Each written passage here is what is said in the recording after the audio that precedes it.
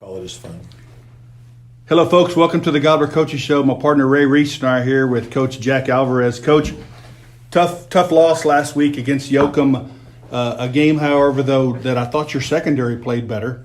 I thought we had a lot of bright spots. We knew they were going to be physical up front with us, and I thought our kids responded for the most part. I mean, you're sitting there, and you got a chance into the third quarter, and then we turn over here and there, and then we get behind. But I thought our secondary played pretty good. We gave up one big one, but other than that, I thought they were pretty solid on the night. Takeaways, I thought offensively we showed signs. We get going, we get a couple first downs, and then the wheels would fall off. And I think it's still at some point there's no excuses for it being a young offense anymore. We got 3 games behind us, so it's time to go as far as I'm concerned. Again, I thought our kids played hard. We got to play a little smarter. We got to play a little harder, a little longer. And I think when those things start happening, with experience, we're gonna be just fine. Ray mentioned kind of looking at the stats. This last game, Ray, help me here. You said we didn't put together 2 first downs in a row. Is that what? We had one drive. One drive. One drive with more than one first down. Okay. Yeah. But we did. I mean, we had a lot of balls dropped too. I mean, I thought you looked better, and I thought the defense played better to hold Yoakum. That's what I was kind of saying though. Like we get going, we get a first down, and then something would happen in that second series of downs almost every time. Whereas we've had some 3s and outs. We really didn't have. I don't think we had a whole lot of 3 and outs. We get a first down, and then we would sputter out, which to me. Getting a first down sometimes we didn't have a lot of them. Like I said, it was a tough night overall. You're correct, Jack. In the first half, I knew real quick. In the first half, we had a first down.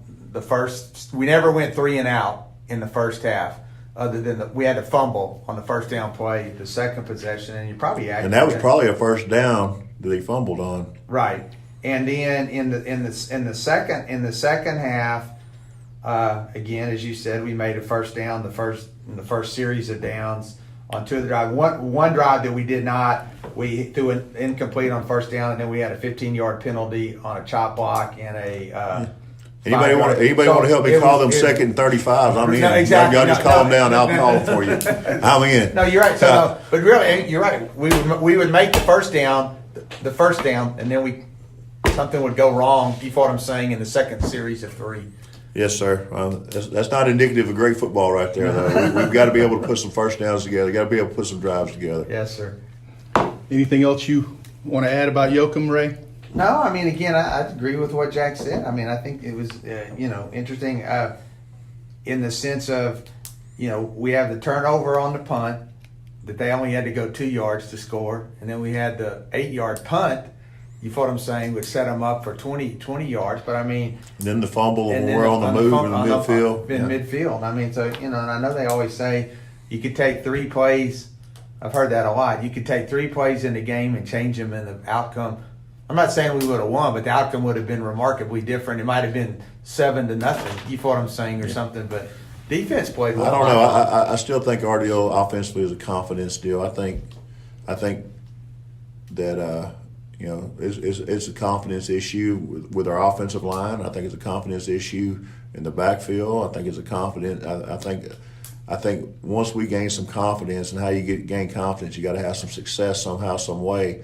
And we got to, like I said, we didn't put second downs together, but we got first downs, which is that's almost different. We either big played you or we hadn't got a whole lot. Yeah, right. So here last week, you go back and you look at it, we got first downs, almost every time we got the ball. Now I said that improperly. We got first down every time we got the ball.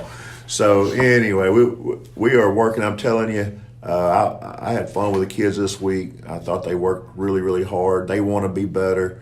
They want to be better just as bad as the coaches in the community want us to be better.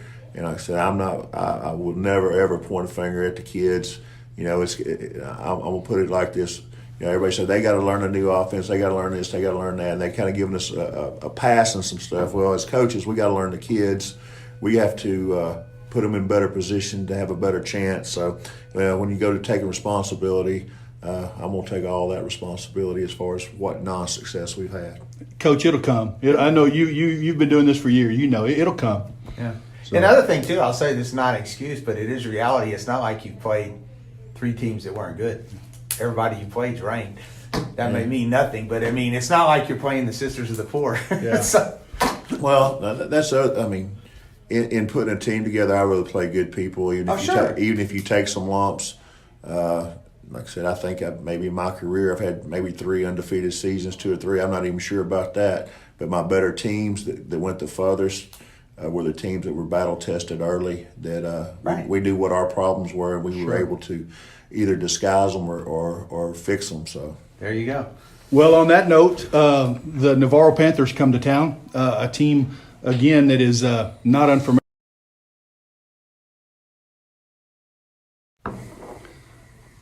A team that has been in our district, and also we faced numerous times over the years in the playoffs, the Navarro Panthers. Talk a little bit about what the Gobblers are going to face tonight against the Navarro Panthers. Well, they run the real slot T, wing T philosophy. They're going to come in here. They're going to snap the ball fast. And I know. I've been involved in some of that. They're looking for a play, or they're looking for a gap. They're looking for something to exploit on us, and once they do, they're going to try to go really fast. I think the deal with them is try to keep them. You don't want to keep them on track. I mean, every offense kind of has a rhythm or a track that they want to be on. You kind of got to keep them off track. You got to try to put them in some 2nd and 9s, some 3rd and 11s. You do that to them, you're gonna have a chance to have some success on them, because after that they get it is really, really hard to be good at running a slot T type offense and still be proficient throwing the ball. Now they don't throw it bad when they throw it, and a lot of times when they throw it, they got people running wide open because they'll lull you to sleep in what they're doing. But I can tell you from dealing with that type of offense before, if we can get ahead of them and put them in bad situations, that's a kind of a helpless feeling over there, because the kids know that's really not their forte too. So that would be the plan. Try to see if we can get them behind the stick some to get them off balance on offense. Now, when you look at their defense, they play. I'm gonna describe it as a 4-2-5, even maybe sometimes an old split 6 where they have 3 on each side, 2 linebackers and 1 high free safety. I think when it comes down to it, if they feel like they can't stop us, if we can run on both sides of the ball, right and left, or weak and strong, I think they may have to bring a guy down out of the secondary. And if we can make them do that, I think we can exploit some things throwing the ball. I think we'll have a chance to have a controlled passing attack tonight. And if we can mix those 2 things up, I think they'll have a really hard time stopping us. Deal is, and it's like I told our kids last week at halftime, I said, y'all, at halftime last week, and I've said it every week, I said, I want y'all to say, do y'all feel like the team that we're facing stopped us? And they have not told me yes yet. So that, like I talked about earlier, is confidence. I don't think anybody really thinks they've stopped us. I think our kids here are smart enough about football. They know who's stopping us, and it's us. Mm-hmm. Whether it be a penalty, whether it be me taking a chance I don't need to take, or whatever it might be. I think we should, believe it or not, and I know we probably shouldn't. I do think we're fixing to be explosive offensively, and it's just a matter of time. I hope it's tonight. Yes, sir. Ray, anything you want to add on Navarro? Yeah, no, I think you're right on their passing. Just from having played them, I didn't look up. I'll say it tonight how many times we played them. But yeah, usually when they have a completion. Like we saw in the little film clip you showed us, somebody's 20 yards behind somebody. I'm saying they just lob it up. They're not. The key is to keep them behind the chains. If they make 3 yards on first down or 4 yards on first down, it's hard to get them. It's hard to get them off the field, because in years past they've gone for it on 4th down. I mean, if it's 4th and 2 or less, almost anywhere on the field they went for it. But I will say this, psychologically. I think our kids here have to feel like the Cuero's had success against them. We've beaten them more than they've beaten us. So, yep. Well, Coach, talk a little bit about last night's Sub-varsity. I know 7th grade, 8th grade played, as well as freshmen in JV. I was very impressed. I got to watch our 7th grade groups, 8th grade groups play last night, and I was very impressed with our 7th grade. It's easy to see skill and kids run fast and score touchdowns. But what I was impressed with our junior high kids last night was our tackling. I mean, I'm telling you, we were sawing people in half, and I'm not talking about just diving. I'm talking about we were putting our shoulders on them. It was good, solid tackles on kickoff. I mean, it was almost like when we kicked the ball off to them. I don't know if anybody was really wanting to catch the ball on the other side. So I was impressed, not just with the skill, but with the blocking and tackling of those guys. And that looks like a really strong group. 8th grade, they got in their game, and we had lightning in the second half, and there was 2 cells behind it. So we went ahead and at 8 o'clock we stopped that game last night. But it was 0-0, and we got down on the 15 or 20 yard line, and it was toward the end of the half. We went for a reverse pass or something right there, and we didn't quite get in it. Or I thought we could take the ball on down there and score, but anyway, we didn't do that, and then the lightning came, so we had to delay it. Over there at Navarro, we took our JV and freshman team. They got to our JV pretty good last night, but that team there, I'll say this, is pretty depleted. We've got a lot of those guys on the varsity. We're starting to carry several. I say several. It's a handful of our better sophomores and juniors right now with us. So that team right there, they played hard. I think it was maybe 14-8 at halftime, and then second half they went ahead and they kind of walked away with it. Our 9th grade, they got beat last night 18-14. I got some coaches that are not very happy this morning. They got a bad taste in their mouth. They said that they called back 3 touchdowns on us. And another little situation said that one of our kids had a helmet issue, and the official sitting there helping him with his helmet. While the official's helping him with his helmet, their side starts saying, run the play, and our kids are waiting on the guy's helmet to get fixed, and he goes and scores the go-ahead touchdown. So like I said, there's some sour grapes involved. That group will be fine. They'll bounce back from it because hopefully it'll put a little sour taste in the mouth, and make them not ever want to lose again. Well, I think Ray and I were talking. We think that's their first loss for that class. I think so. I think they went undefeated 7th and 8th grade. I think so too. And I know there's a couple guys not playing right now. We had one that's no longer here, and then we got another kid that was injured last night. One of our better runners. So. Anyway, we'll get those guys back, but they need to. I hate they lost one, but every now and then that makes you sure not ever want to lose another one. Exactly. Well, Coach, talk about what else is going on in Gobbler athletics. Well, volleyball beat Hondo the other night in 4. I got to watch part of that as I was getting my laundry done. So we said me and the other coaches, we sat there and watched them. I understand that's who beat us in the playoffs last year, so hopefully our girls will get some confidence. If that's the ones that beat us in the first or second round last year? First round. Beat us, so that ought to tell our kids we can get out of the first round in volleyball, and that ought to be a huge confidence boost. Cross country was off last week. I will say this: I went back and counted. There was like 7 kids at the meet that we talked about last week that got personal best. And this week, I've got it marked right here. We are going to take our varsity to Shiner this week, and then the junior high, they're going to try to get a makeup meet done, I think sometime during the week this week. So all that's going really, really well. Basketball and all crank up here, I guess, the 1st of November, and we'll have baseball, softball, then all of a sudden we'll be playing everything but football and volleyball. So it's just right around the corner to really getting busy. Is Coach Blanc's father, you said he was going to help with basketball. Are they able to do some practices right now? They can't do it officially after school, but they can have some voluntary stuff. And, they're getting to have a good off season with about 7 or 8 of those guys in there with the older class, and probably another 6 with the freshmen. So, they got a core group of kids that are going to hopefully be a little bit ahead of what they've been in the past. That's good, Coach. Ray, anything you want to add before we sign off? No, just hopefully be a little cooler tonight. It's not. I thought it was going to be cooler this morning. It's supposed to be in the 60s tomorrow, but every day that gets pushed. But had nice rain last night. You said lightning caught y'all. I figured that from where I live, I can see the stadium. It caught us. It was about 7:40 when the first one hit, and it was in one. I still remember it was 1.6 miles. And they said there's 2 more cells coming, and it wasn't hard to talk to the Navarro folks to wanting to go on home, not having to wait another hour. So Yep. Gotcha. Yep. No, I'm just looking forward to tonight.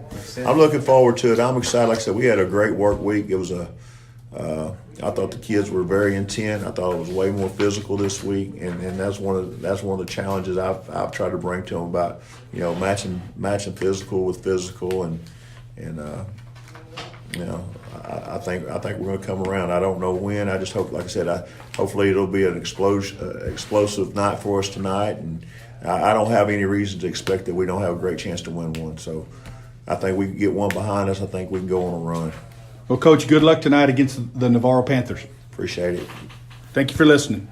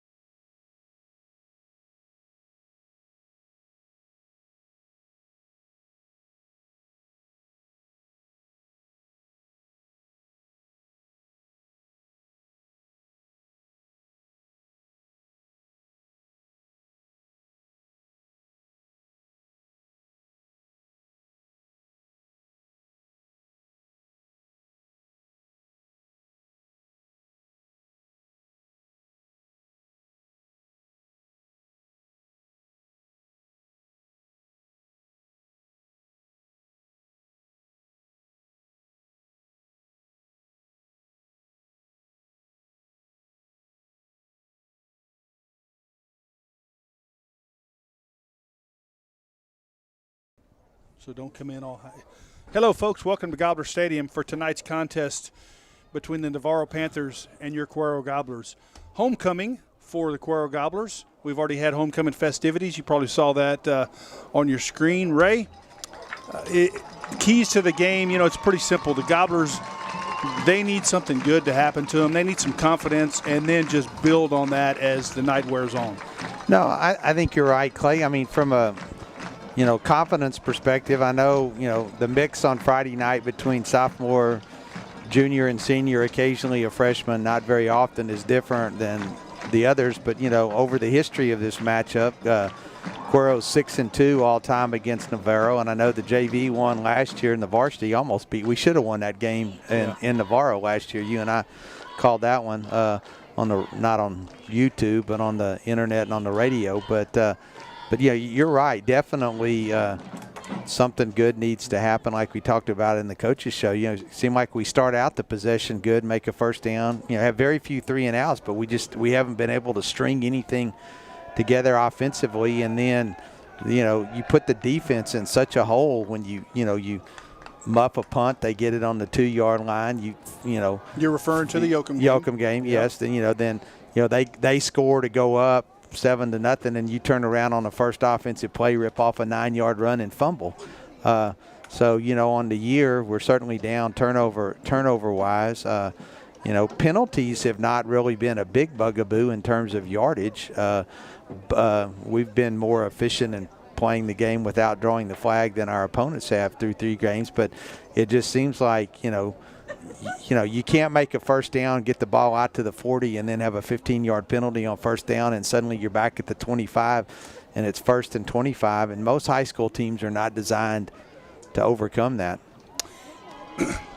Another thing that is the Gobblers have against them, they haven't started out in very good field position this year. And let me grab that real quick. That's a stat I keep, and I know Travis was always interested in it. I'm sure Jack is as well. He hadn't commented to me about it, but through 3 games, we have averaged starting. We've had the ball 32 possessions in 3 games, and we've averaged starting at our own 34.7-yard line, and our opponents have had 34 possessions, and they've averaged starting at their 44.9. So that's 10.2 yards. That may not seem like a lot, but, in years past when we've had great seasons, that 10 to 12 yards is usually the other way. Cuero's creating the turnovers and getting the ball, and that's where you get the big swing in field position. Yeah, you're exactly right on that deal. When you muff the punt and they get it at the 2-yard line, that's a plus 98. You know what I'm saying? Sure. In field position. Yep. We'll take a break here as they sing the national anthem.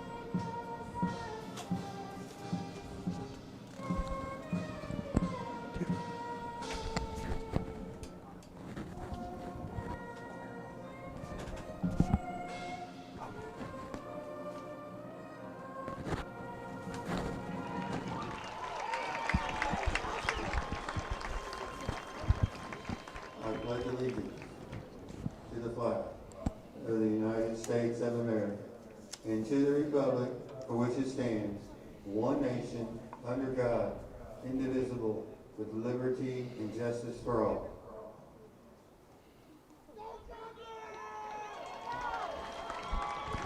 Okay, we've got those pregame situations out of the way. Fixing to have the coin toss. The captains for the Gobblers tonight: Lucas DeBoard, Charles DeRuin, Jackson Hardwick, and Kalen Malandrakis. 13, Sam Mangia. For the 6, Panthers Wozniak. is Cooper Sizdeck. 55, Cole Book. Captains of the Gobblers Number tonight. 65, Tony Cole. 40, number- Lucas DeBoard. Number 6, Mark Wozniak. 65, Jason Bella. Number 6, Kalen And number Malandrakis. 55, Cole Booker. And 26, Jackson Hardwick. Once again, thank you, Miss Sierra Gandy, for singing the national anthem and school alma mater. Ray, I'll let you call this coin toss.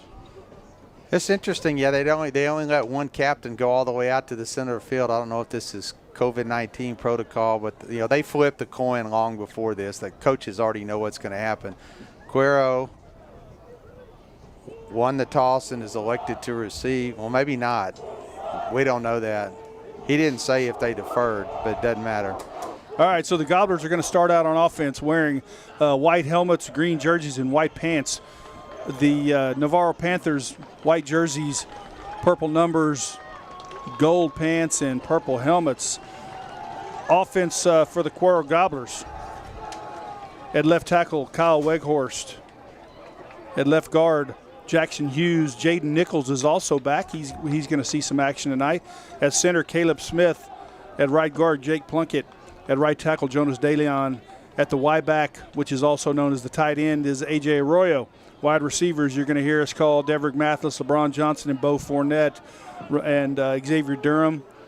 And running backs, Jackson Hardwick, J.D. Notaro, Justice Belvin, Tyson Williams. You're going to hear us call all those guys' names. So let's get this thing going. Let's get the Gobblers their first victory of the season against an old and familiar opponent, the Navarro Panthers. I went back and looked, Clay. Seemed like we've played him for forever. The first time we ever played him was 2013, but we've played him 8 times in 7 every year since, and a couple times in the playoffs. So, all right, deep for the Gobblers is going to be Tyson Williams,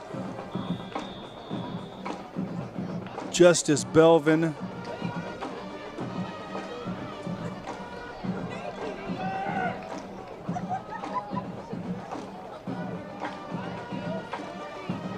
and Donovan Jones.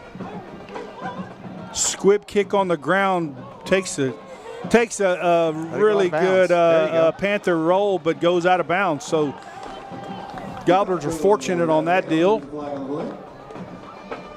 They'll start out with good field position here. I think you either get it at the – he can make him kick it again if he wants to. I'm not sure what he's going to opt to do here. Your quarterback tonight, I didn't even mention the quarterback, Ray, is Jerry Rosette. Came in the second half last week and did a pretty good job of moving the Gobbler offense. Kid throws a tight spiral. He's a left-hander. So let's see what Jerry Rosette can do tonight. Ball's going to be spotted, I think, at the 30-yard line, 1st and 10 for the Cuero Gobblers. 1st and 10 Gobblers. In the NFL, you get it at the 40. College and high school, they only give it to you at the 30. Sometimes you'd be better off. You can move them back 5 and make them kick it again if you want to. All right, Hardwick and Williams in the backfield. Quick hitter to Hardwick right up the middle. Gain of about 2.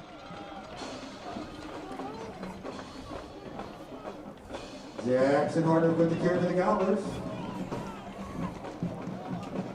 Ryan Holmes, number 82 on the tackle. Rosette's not a tall kid, but he can sling that thing. Hardwick lined up behind Rosette. 2 receivers split out to the left, 1 to the right. Rosette throws quick out to the left flat. Caught by Tyson Williams. Gain of about 1. Going to bring up 3rd and 7. Tackled by 1, Nick Billings. 3rd down, Gobblers.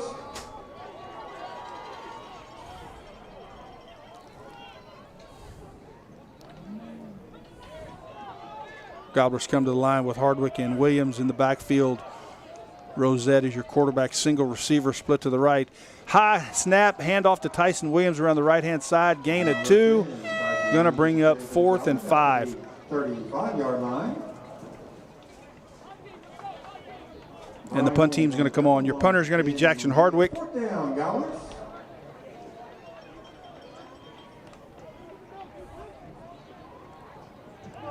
Looks like Jaden Nichols is back, Ray, as a deep snapper. Yep. It's good to see him back. It's one of those senior linemen we've certainly missed the first 3 games. Coach Alvarez says he may have some looks from college as a deep snapper, so that's a good deal. Punt is blocked.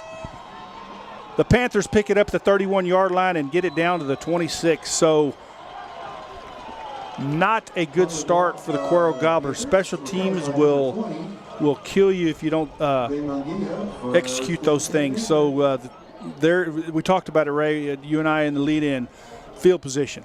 Right. So you end up losing 9 yards on the punt, so to speak, due to the block, and they get the ball 1st and 10 from the 26. Panthers come to the line. Your quarterback is Nick Billings under center. Hands off up the middle. Big hole. He's going in for a touchdown, first play of the game. Orlando Ortiz goes up the middle, breaks it out to the right side, and goes into the right corner of the end zone for a Panther touchdown with 10:09 left to go in the first quarter.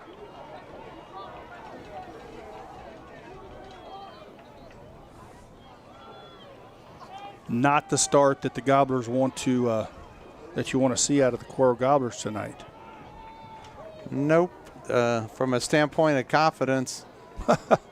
Yeah, we just talked about it. That's not a confidence builder right there. So, minute 51 into the game, the Navarro Panthers lead the Cuero Gobblers 7-0. 1 play, 7 seconds off the clock, 26 yards covered. I was hoping I wasn't going to have to get into these sponsors this quick. They probably like this, but RNC Insurance, 212 North Esplanade, located in Cuero, Texas. Their number is 277-9800. Stop by and see Rich Carbonari and his staff for your insurance need. Rich Carbonari is our kickoff sponsor, and we appreciate their donation to the Booster Club. All right, Donovan Jones, Tyson Williams, Justice Belvin, deep for the Gobblers.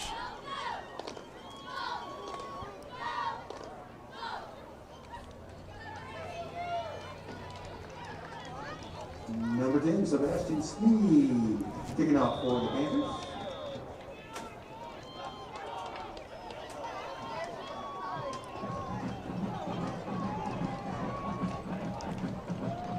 This slot T offense that the Panthers run, you got to really be disciplined in your where you go. Otherwise, they'll break one for a touchdown like they did on the first play. Justice Belvin takes the ball from the goal line. Good return out past the 25. They're going to give him the 29-yard line for 1st and 10 Cuero. So nice snag there on the kickoff by Justice Belvin to bring it out 29 yards.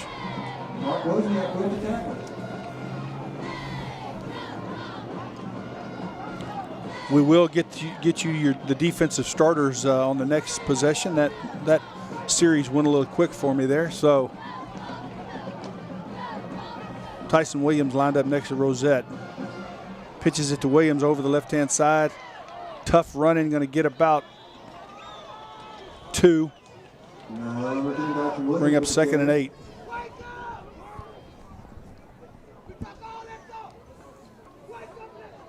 Cooper Seisdick on the tackle, along with Mark Wozniak.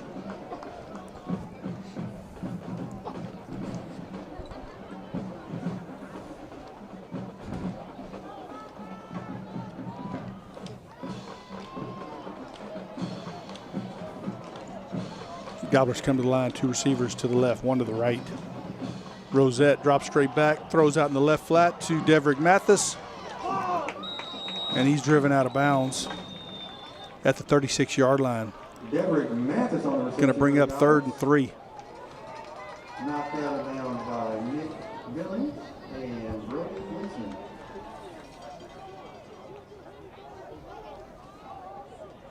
You know, I know we got Nichols back, but he's not playing right now. And Raiden Rivera normally would be a starter. He's not playing on the offensive line. And Thomas Metter's also not back yet. I don't think he's going to get back till sometime in October.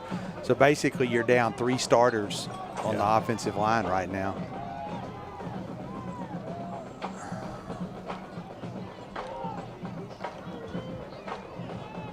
Rosette fakes the handoff, rolls, throws out in the left flat. Wide open Jackson Hardwick.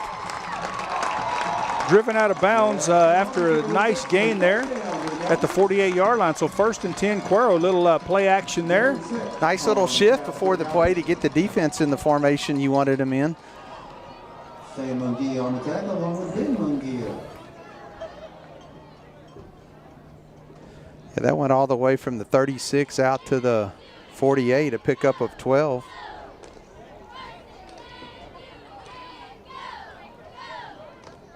Wide back and slot back shift.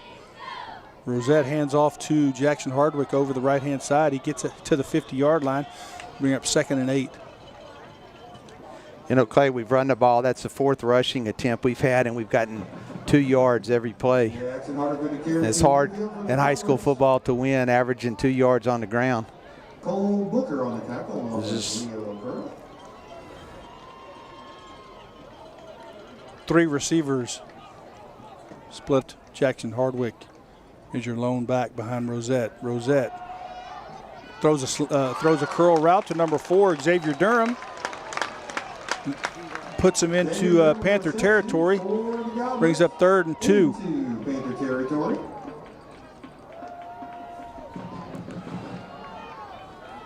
Jackson McCurry on the tackle for the Panthers. Yeah, I think from what you and I were talking with Coach Alvarez this morning, I think you're going to see a lot of what we're seeing, a lot of sharp controlled passing.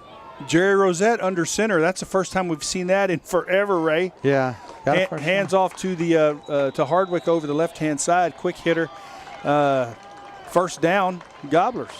Navarro is really, you can, again, I forget we're on, people can see what we see and it's not radio, but they really try hard to strip the ball. Every time somebody's had the ball, the first guy kind of stands him up and somebody runs and tries to jerk the ball out. Pick up a 4 on 3rd and 2. Back-to-back 1st downs for the Gobblers. You know, folks, I comment about Jerry Rosette being under center. That's a rare occurrence. I think that's the first time this year. It's the first time. Well, I'll tell you in a minute. Jackson Hardwick's taking it over the right-hand side. Ray, think about this. We've been doing this 6 years. Have you seen do you remember the last time a Gobbler quarterback was under center? Yeah. I mean, not very often. So, little wrinkle in the offense. Good gain there by Hardwick on 1st down, bring up 2nd and 6.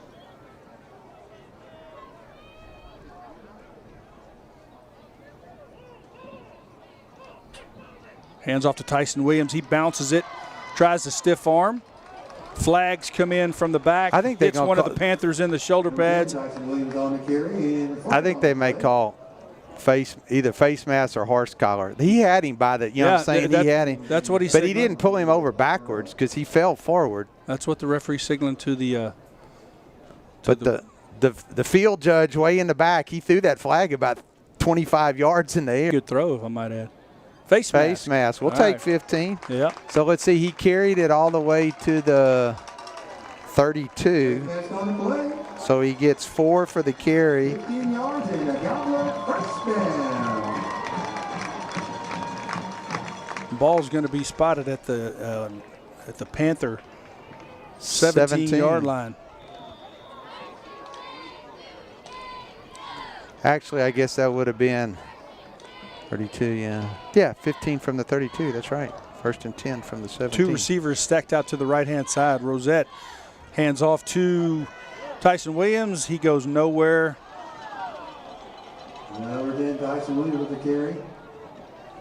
We just don't look very crisp in the exchange, Clay, the mesh point, you know what I'm saying? Mm-hmm. It's like we're struggling to get the snap. I'm not saying it's a bad snap, but the snap from the center to the quarterback, they're in the shotgun, but they're so close, but it just doesn't look clean. I guess that's a word I prefer to use there. Actually, a loss of a yard there. All All right, you're right, bring up 2nd and 11.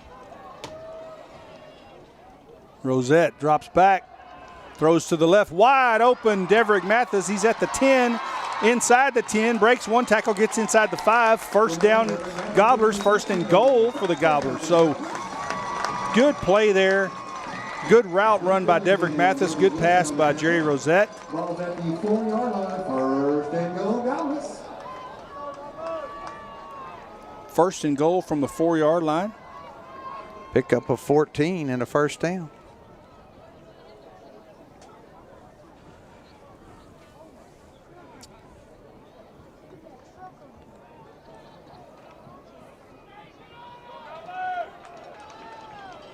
Gobblers break the huddle in what looks like a power formation. Pitches to Tyson Williams over the right-hand side. In. Touchdown. Touchdown Tyson Williams on a 4-yard run over the right-hand side of the line of scrimmage. That touchdown brought to you by Brian Gomez State Farm Insurance, who is also our game sponsor tonight. Nice drive there for the Gobbler offense following answering the Panther touchdown. Comprehensive, complete drive we've had so far all year long. All year long. Right. Five first downs, 11 plays, covered 71 yards. Actually took a kickoff 2 yards deep in the end zone, brought it out 31 yards on the return. But to put together 11 plays, no penalties on the offense. Had one negative play for 1 yard, but that's the way you want to see it done. See if that'll build some confidence and what comes from that. You are correct. Yeah, also chewed up 4 minutes and 11 seconds on the clock, which is what you want to do against Navarro as well. A drive that mixed pass and run kind of kept the Panthers on their heels the whole time. Fournette hooks one over out of bounds on the far side. You know, Clay, another little interesting stat for the people listening, coming into the night as a team, and then some of this is Breck Ellaby at quarterback, and then the second half last week was Jerry Rosette at quarterback. But for the season coming into the night, Cuero was 20 of 60, only completing 33.3%, and we're 5 of 5 tonight. There we go. So looks like the Panthers are going to elect to have this thing re-kicked. do you remember, Clay, in that drive? I'm sorry I missed one, but do you remember did Durham catch the little yes 5-yard hook? Okay, I just missed the number. I had the yardage and I knew Rosette through it, but I thought it was Durham. Gobblers going to re-kick from the 35-yard line.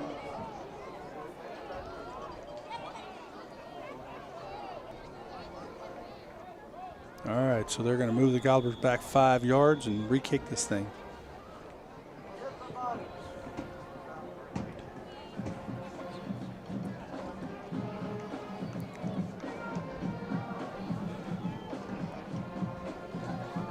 This one's going to be in the field of play, fielded at the 30-yard line. Makes one man miss, flags on the play. Going down the Panther sideline, so this thing may it's going to come back, yeah. Orlando Ortiz with the kickoff return for the Panthers, but there is a flag on the play. All right, Gobbler defense. At one end, you have A.J. Arroyo. At rush end, you got Bo Fournette. You'll also hear us call Christian Holmes' name. At nose guard, you're going to be Charles DeRuin. At Sam linebacker, you're going to have Lucas DeBoard. At Mike linebacker, you're going to have Jackson Hardwick. At Will linebacker, you're going to have Kalen Malandrakis. You're also going to hear us call Sean Burks' name. And then the secondary, Deverick Mathis, J.D. Nataro, Xavier Durham, and Justice Belvin.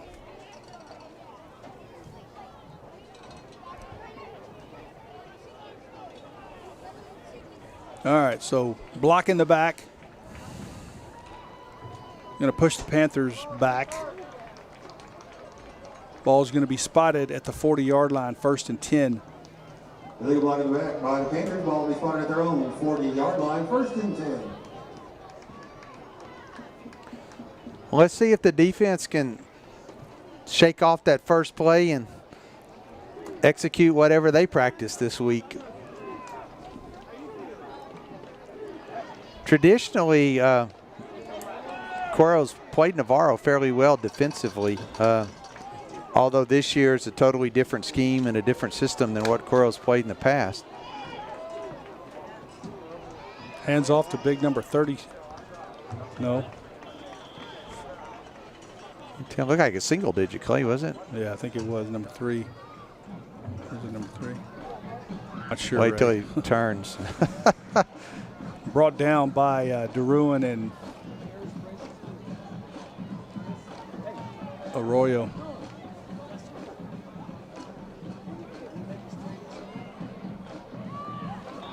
Sam McGee with a carry into Gobbler territory. First down for the Panthers. 4-yard run there by the Panther. Brought down by number 11, Javin Mendiola. Javin Mendiola with the tackle by the Gobblers. I'm not going to be much help to you, Ray, on these. Their numbers are hard. Spotting these numbers on the running backs. They're such quick hitters. That's 37. That's over to big number 37. Just running people over. Gets a 5-yard gain there. Brought down by Justin. The Panthers, they come to the line and they get set and they go. Yeah. They don't waste much time once they get to the line of scrimmage.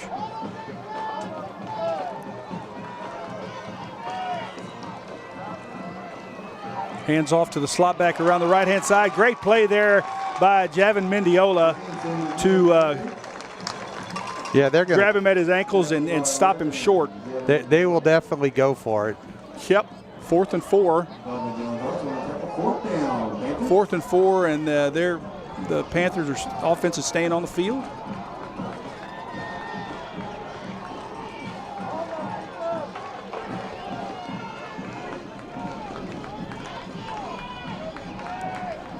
Looks like DeRuin and Arroyo are playing the nose and the tackle positions, and Christian Holmes and is one of the. They're gonna call timeout, Clay. They'll never get it.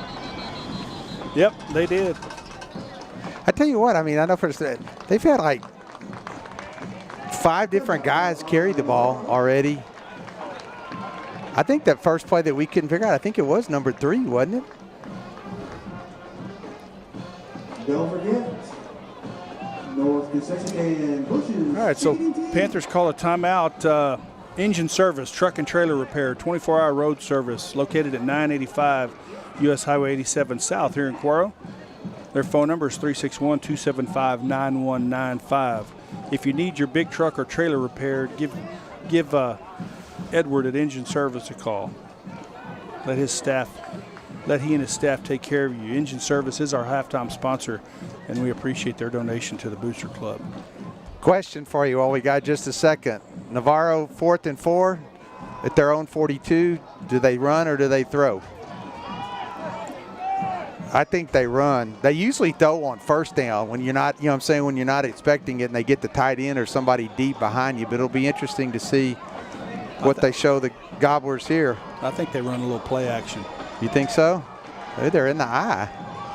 Yep, he rolls to his left after faking, throws downfield, wide open receiver, flag on the play. It's coming back.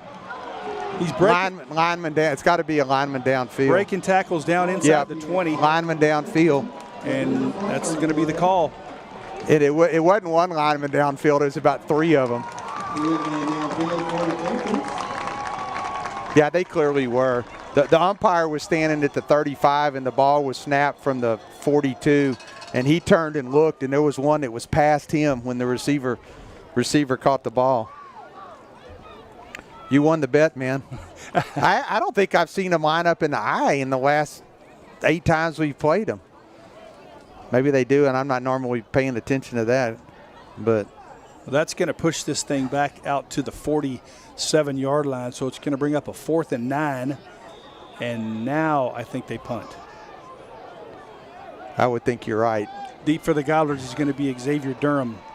Your punter is number 1, Nick Billings.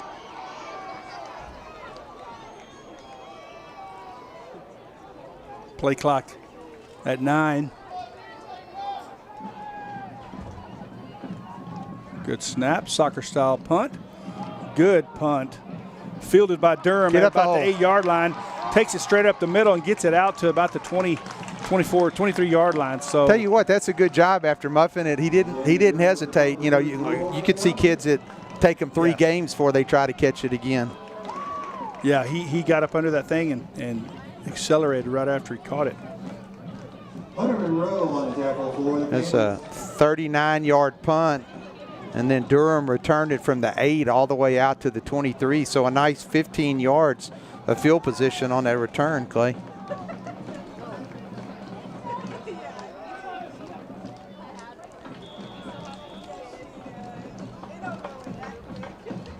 Jackson Hughes is at left guard. I don't think we called his name earlier. Want to give him some credit. Rosette hands off to Tyson Williams over the right-hand side. He bounces out, breaks the tackle. He's wide open down the field. He's gone. Got one man to beat.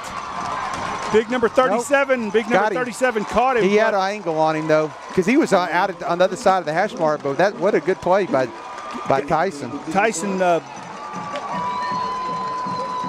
powered it up into the hole on the right-hand side and just spun out of it and went down the Panther sideline for a huge gain. From the 23, 27 all the way to the 20, 47 yards on that carry for Tyson. 1st and 10 for the Gobblers at the Panther 20-yard line. Not a design. That's not how it was designed, but we will take it. Rosette rolls to his left, throws it over in the corner of the end zone. Caught! What a catch. Great diving catch by Xavier Durham. Get it inside the 5-yard line. Wow, this is what you'd like to see, Ray. And you can already see the enthusiasm. Sure. It's like the weight just went off the shoulders and settled down and play. Exactly. All right, 1st and goal from the. I like the call on 1st down. Yeah. Hey, They're gonna spot this thing at the 2-yard line. So he picked 1st up and goal 18. from the 2. 58 seconds left to go in the 1st quarter. We had 6 first downs the entire game against Yoakum, and we already have 7, and we're not out of the 1st quarter. Hardwick and Williams lined up, are flanking Rosette. Rosette takes a snap, hands off to Hardwick. He's over in. the left-hand side, and it's a touchdown, Gobblers. Jackson Hardwick with a 2-yard touchdown run to power that thing in. That touchdown brought to you by Brian Gomez, State Farm Insurance.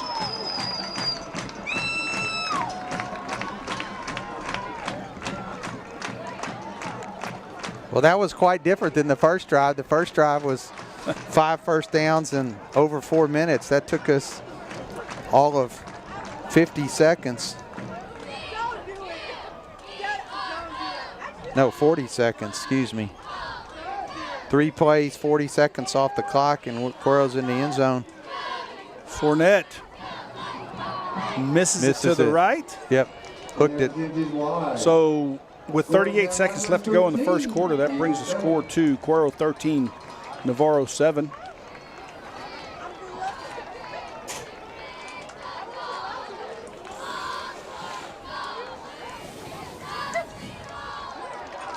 The highlight of that drive was the long run by Tyson Williams down the Panther sideline after spinning out of the group of defensive tacklers and taking it well into Panther territory.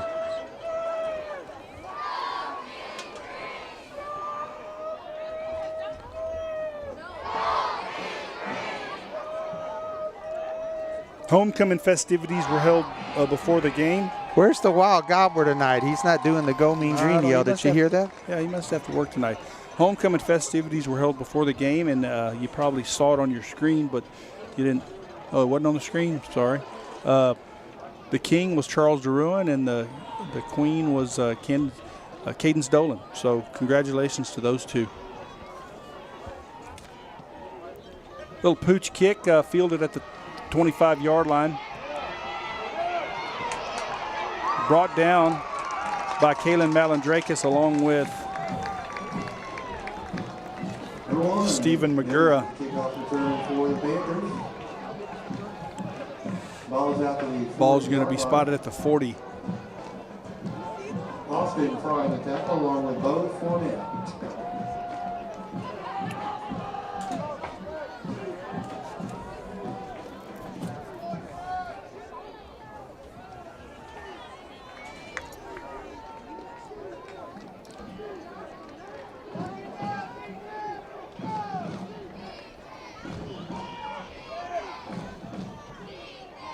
Hands off to the running back underneath, and he's dropped for a, well, they're going to give him the line of scrimmage, but Kalen Malandrakis has filled the hole nicely and dropped him.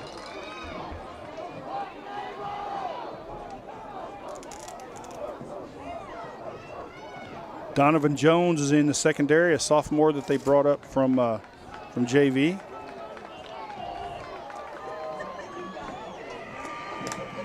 Ball is pitched to the big number 37 around the left-hand side. He gets driven out of bounds right at the markers. And we have a late flag. Probably going to be on the Gobblers, you think, Ray? Yeah. And the flag on the play. Kind of jumped on him from behind, but I think he may have been on the white when we jumped on him. I don't know. We're a long way away. But by the time he came to the ground, he was way out of bounds.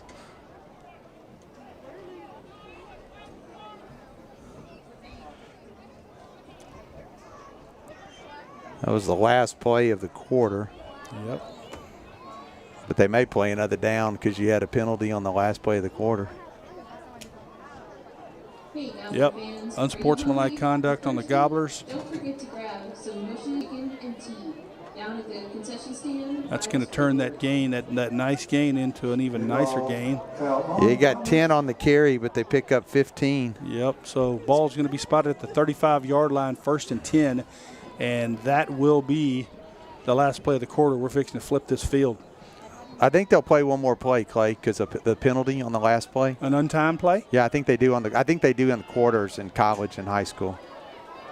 You get an untimed down here. You got to get the stick set first over there before they do that.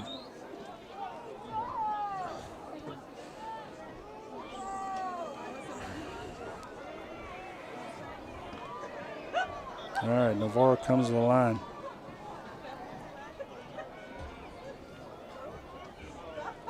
Referee's resetting the play clock.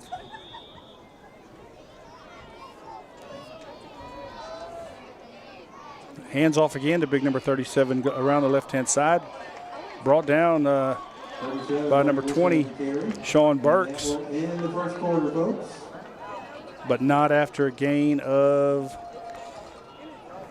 Going to give him 7. 7. So now that is the end of the first quarter with the Cuero Gobblers leading 13-7, but the Navarro Panthers are on the move.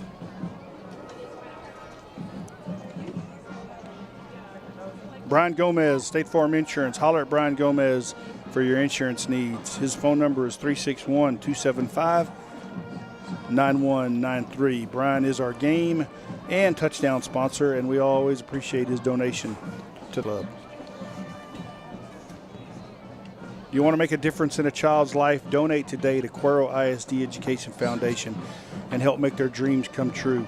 Cuero ISD Education Foundation provide scholarships to students to help them meet their goals. Make a difference today and donate to Cuero ISD Education Foundation.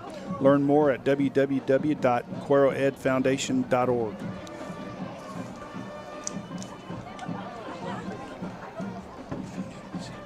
Clay, in the first quarter, Cuero had 68 yards on the ground and 56 yards through the air for a total of 124 yards of offense. That's more than we had in the whole game last week.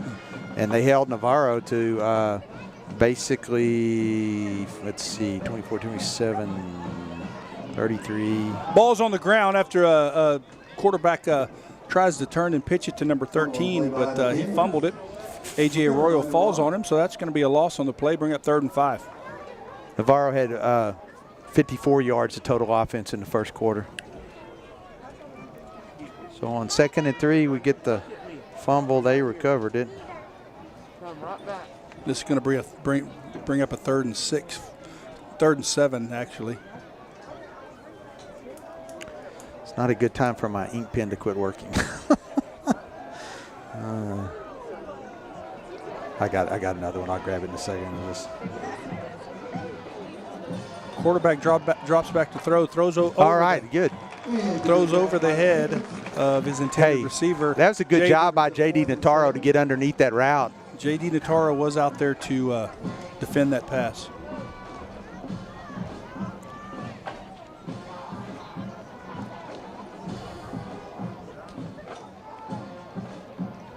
Fourth and 7, and the Panther offense stays on the field. You got to think there's going to be another pass play here.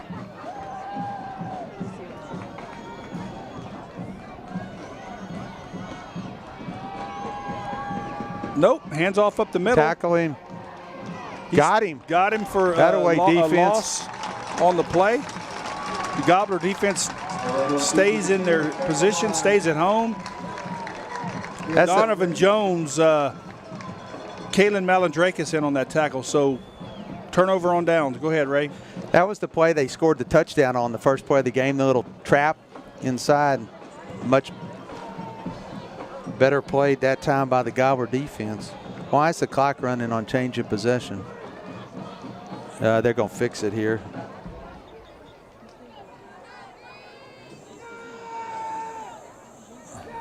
Gobblers start out at the 31-yard line. Their 31-yard line, 1st and 10.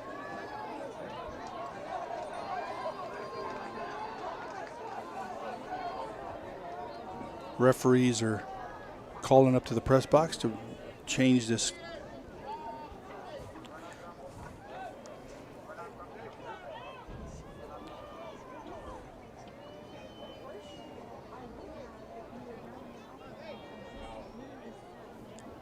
You know, I know they scored on the first play from 26 yards, but since then, the only thing they've really been able to establish is big number 37 going left. He's had a 5-yard carry, a 10-yard carry, and a 7-yard carry, but everything else has been 1 yard, 3 yards, 2 yards, -1, -4, and 4. So good job by the Gobbler defense to shut down the run. All right, they got the game clock correct. Back to 10:58. Cuero takes over at their own 31.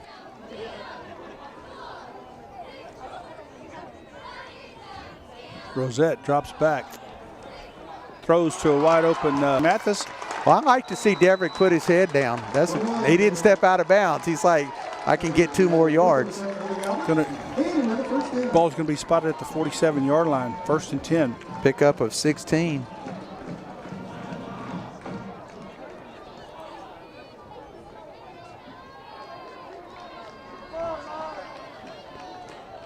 Clay, we've had 6 first downs in the last 6 plays. That's after the first 3 games. Practice is paying off. Williams lined up behind Rosette. Turns and pitches to Williams. He cuts it back. Good run on first down. Yep.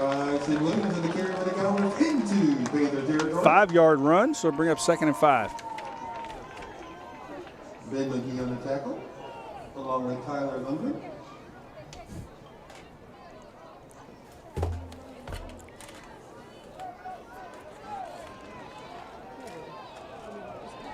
Single receivers split out to either side. Williams lined up behind Rosette. Rosette pitches to Williams over the left-hand side. He goes straight up the field for a Gobbler first down. I like that north and south, Clay. Yep. He wasn't doing that the first 2 or 3 games. We didn't try that much against Yoakum, but he's planting that foot and just going downhill. Yep. Ball's going to be spotted at the 39-yard line, 1st and 10.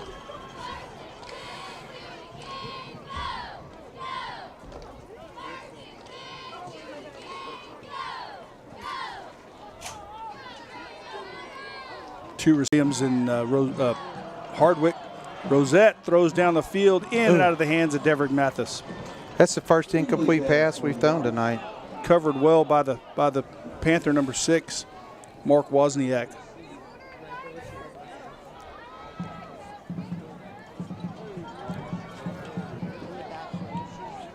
Brings up 3rd and 9.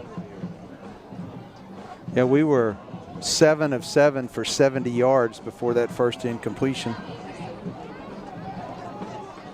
Clay, I don't think you got to try to get 9 here. I don't think we punt. I mean, I'd try to get 5 or 6 and make it 4th and manageable. 2 receivers split to the right. Rosette hands off to Tyson Williams around the left-hand side. He stiff arms out to the or down to the 32. That's a pretty good spot. I mean, he dove that far. It's right in front of where we're sitting. So going to bring up 30 to take it to the 31. Actually, going to bring up 4th and 2. Gobbler offense stays on the field.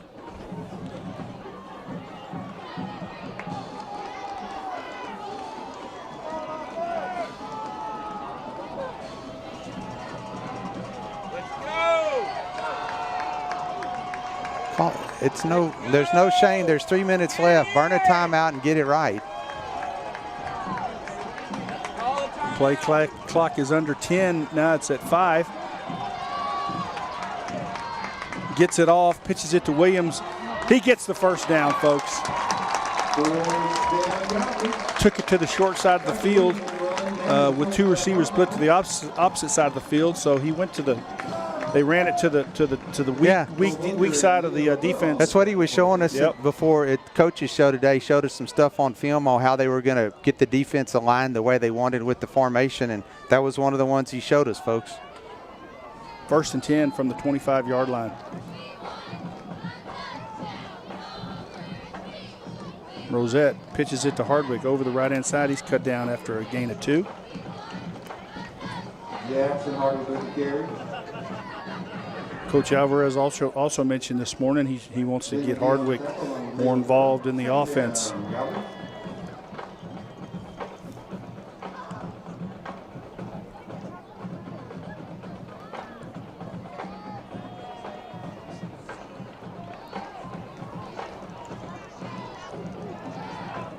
Hardwick and Williams lined up behind Rosette. Rosette drops back, looks pressured, throws it incomplete. He was hit as he threw it. They were on him quick, Ray. Yeah, they really were. He did a good job to avoid the sack and get the pass off, because he was in the pocket, but he got hit as he threw it, but still a good job by Jerry in that position. 3rd and 8.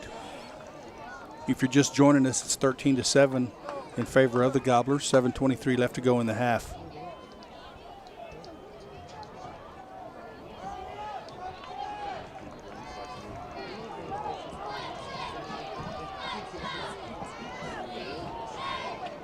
Rosette and Williams. Reverse to Hardwick over the left-hand side. If he'd have kept his feet, he may have been in, folks. I like that play, though. We haven't seen that yet this year. No, we haven't. They're getting a little deeper in the playbook. They've had a little longer to work with them. Big gain takes it down to a 4th and 1.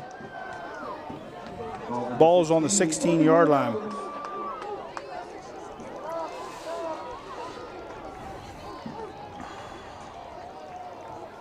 Clay, this is so different. I'm almost through my first stat sheet for Cuero in the first half, and Navarro's probably hadn't run 12, 13 plays, and we're probably getting close to 25 or 30. Rosette under center, quarterback sneak. I think he gets it, Ray. Yeah, he did. His running back pushed him across the line. Their coach is not happy. He's out on the field throwing his hat. Littlest guy on the team. You can push from behind. Sneak. Used to, that would have been against the rules. Remember the Matt Leinart, Reggie Bush were against Notre Dame but he picked it up. Good job. First down, Cuero. Who was behind him? Hardwick pushed him across? Either Hardwick or Williams. Tyson. First down from the 19-yard line. 14, Clay. 14, excuse me. No, that's fine. So he picked up 2 and another first down.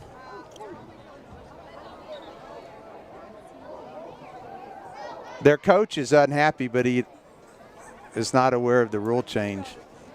Now, he may be arguing that his forward progress was stopped, but you can push from behind now. Used to, you could not do that.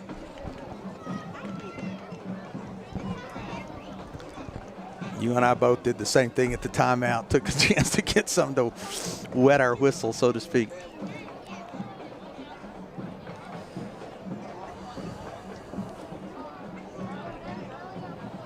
right, so the Gobblers 1st and 10 from the 14-yard line. Another sustained drive by the Gobblers. Clay, we came into the night with 35 first downs through 3 games, and we have 12 in the first half. Trip receivers out to the left-hand side. Hardwick lined up behind Rosette. Rosette looks downfield, throws across the middle, caught! Hold the ball. Yeah, caught by Xavier Durham. He is sure trying to. The refs are saying he was trying to reach it out, trying but to that's reach out across. But they're saying he's down. So 1st and goal from the 1-yard line for the Cuero Gobblers following the Xavier Durham pass reception by Jerry Rosette. Yeah, you got to give Jerry credit. He stood in the pocket. The pocket was closing down, and he's not the tallest guy in the world, and he threw the ball over the middle field right where it needed to be. Hardwick lined up behind Rosette. Give it to Hardwick over the left-hand side. He bulls into the end zone for a touchdown. Jackson Hardwick over the left-hand side for a Gobbler touchdown. Brought to you by Brian Gomez, State Farm Insurance. Offense stays out on the field to try to get that extra point back.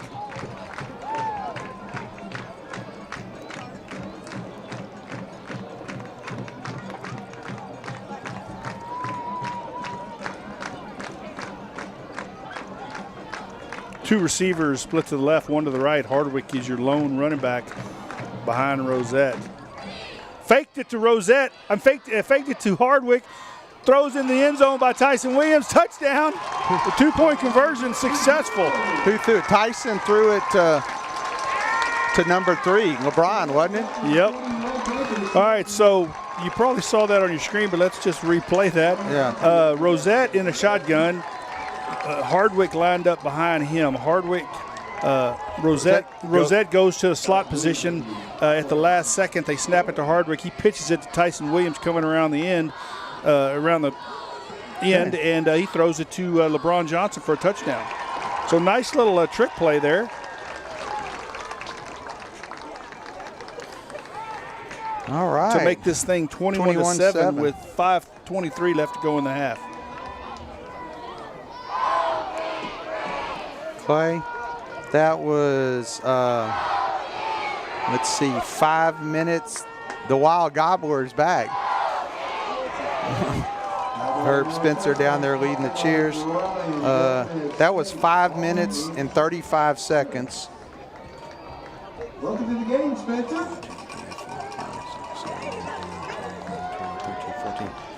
14 plays, 69 yards. And on the drive, 1, 2, 3, 4, 5 converted, 6 first downs. Good kick by Fournette, fielded at the 18-yard line, taken by good Ortiz, coverage. but good coverage there. Good job by Kalen Malandrakis and number 14, Austin Fry. Yeah, they did a good job of keeping the corner. Stop by Lance Tire for all your vehicle maintenance, repair, or tire needs. They offer credit programs for a wide array of services. They're located at 1003 West Heaton, Cuero, Texas. Their phone number is 361-275-2387.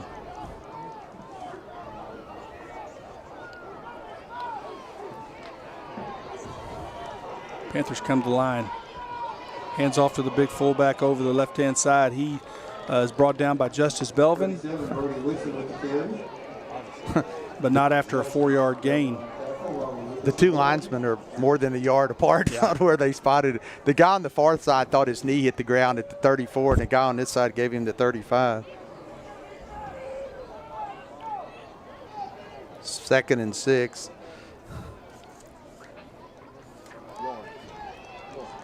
Single receiver split out to the right-hand side.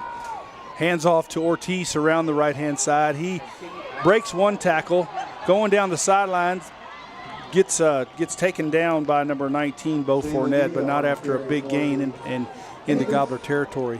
Into Gobbler territory. Tackled by 19, Bo Fournette. That running back that made that carry was Sam Mungia.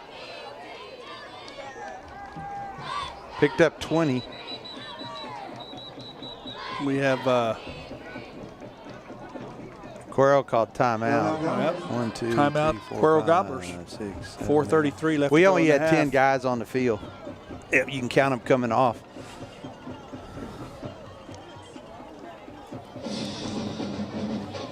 Trust Texas Bank would like to thank you, Cuero, for the many years of community banking. We're proud to be your hometown bank, and our success comes from the lifelong relationships we built with folks just like The children and young adults of Cuero Independent School District need your support now more than ever. Cuero ISD Education Foundation invites you to donate today to enrich, maintain, and expand programs to help our teachers and students excel. Your donations fund grants to teachers and scholarships to our students. Learn more at www.cueroedfoundation.org. Let me add on to that, Clay. I want to thank those of y'all, if you're watching. We're not going to be able to have the concert this year, and we mailed out our annual letter saying what we've done in the last year and asking for support, and have had a very good response in the first week. So we have a wonderful community that we live in, and to those of y'all who are a part of that, we say thank you. And if you're not a part of that, come join us and help the kids and the teachers. 1st and 10 Navarro at the Cuero 45-yard line. 4.5 minutes left to go in the game. The half.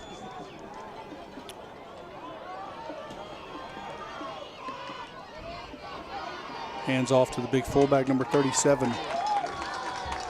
Brody Whitson, brought down by Sean Burks and Justice Belvin.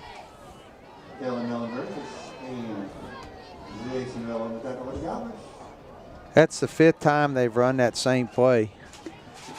And every time they run it to him, he goes left. He's gone left 2 times in the second quarter and left 3 times in the first quarter.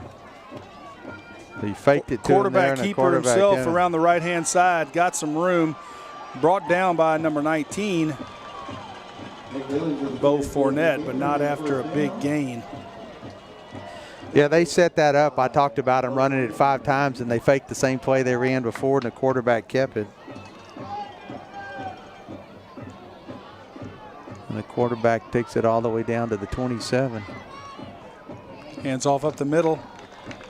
Brought down by Javin Mendiola. Ortiz with the carry for the Panthers. Kalen Malandrakis. Javin Mendiola on the tackle along with Lucas DeBoer. Clay, who carried that? I'm sorry. I think 13. 13, thank you. But it could have been number 11, Orlando Ortiz. I don't know. Orlando Ortiz is in the backfield now. That's Ortiz up the middle. Misdirection play. Gets close to a Panther first down. Lucas DeBoer on the tackle along with Jason Rivella. So it is going to be a Panther first down. Ball spotted at the Cuero 16-yard line. Play clock just goes under 3 minutes.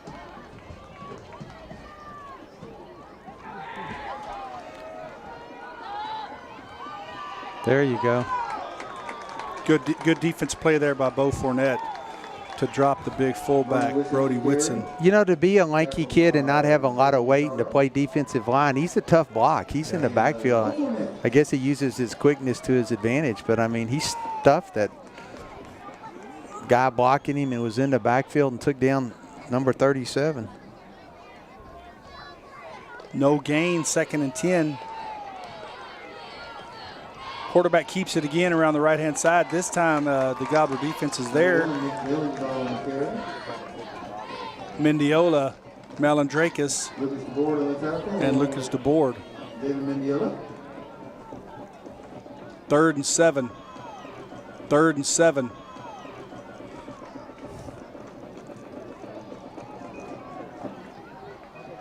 Four-down territory probably for the Navarro Panthers, with the game clock at 1:45. Defend the tight end. Watch all the faking in the tight end. Option out to the to number 13, Munguia. He gets driven out of bounds right at the sticks. It's going to be a yard short, maybe Pushed out of bounds by 2 yards short.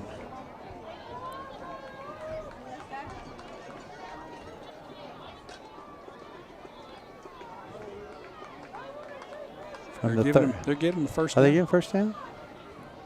Aren't they? No, you're right, Ray. He's a yard short. No, why did the stick guy move? Go back. Yeah, stick guy Slow it down. He thought it was a first down, and he wasn't gonna. Because the ball, they started at the 16, so they have to get to the 6, and the ball's on the 7. So he got 6 on that run, but it brings up 4th down and 1.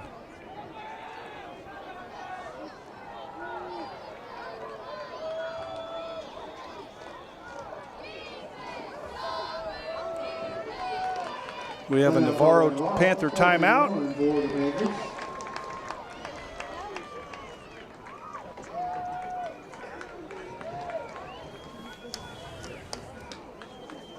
Folks, tune in next week. The game is going to be on Saturday night. The Uvalde Coyotes, am I correct, Ray? Yes, that's correct. The Uvalde Coyotes come to town on Saturday night. Game time is at 7:30. The Uvalde Coyotes, alma mater of Mr. Bob Davis. Yep.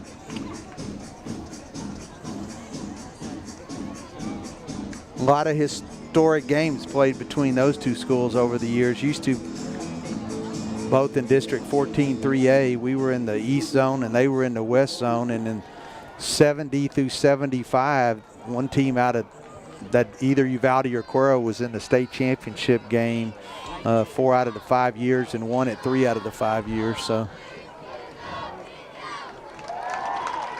Back when one team went. yes. Now it's 4 teams. All right, here we go. 4th and 1 for the Navarro Panthers. Quarterback sneak up the middle. I think they're going to give him. Yeah, they're going to give him to the 5. Forward progress. So we at 1st and goal from the 5 with 1:32 left to go in the half. And go for the Panthers. You need something negative to happen here. Hands off to the running back on a misdirection around the right-hand side. Oh, man, they're going to flag Charles DeRuin for piling on. He tried to jump over the pile. I don't like that call. But he landed on the pile. I know, but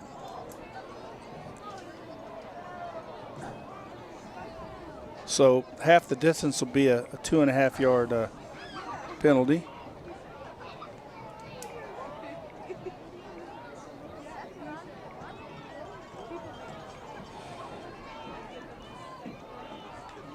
they call a dead ball, so I mean it's automatic first down. But let's see.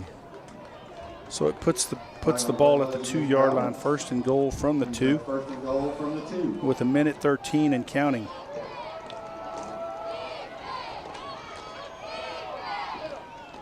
Hand off to the big fullback over the left-hand side, and he gets in for a touchdown.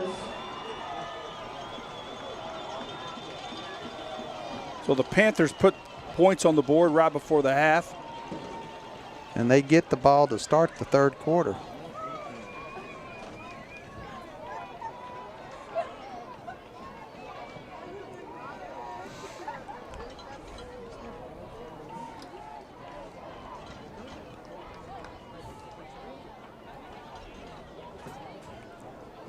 What are we doing here? Half the players ran off the field. Maybe they thought they were going for 2. Well, now you got too many people in the huddle. They're going to take a timeout. Oh, my gosh. This is a comedy errors out there. Timeout, Panthers. Well, Clay, that was a 12 play. All right, now we're going to have an extra point.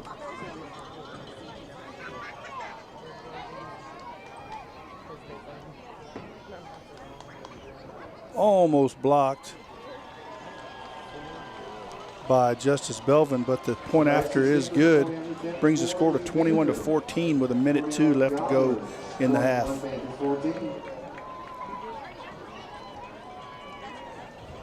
Couple of big plays highlighted that drive for the Panthers.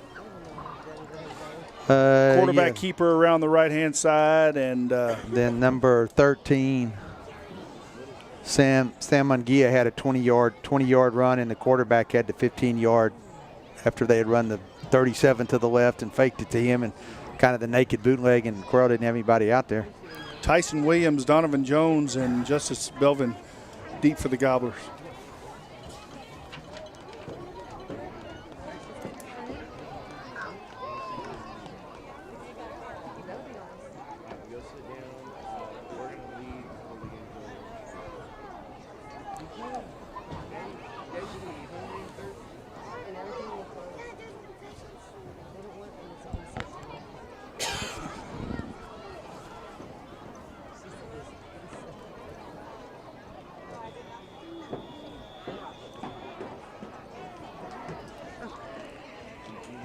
I think it all depends on our field position, Ray, on whether or not we're going to try to do something with this to put some more points on the board with 1:02 left. I agree with you.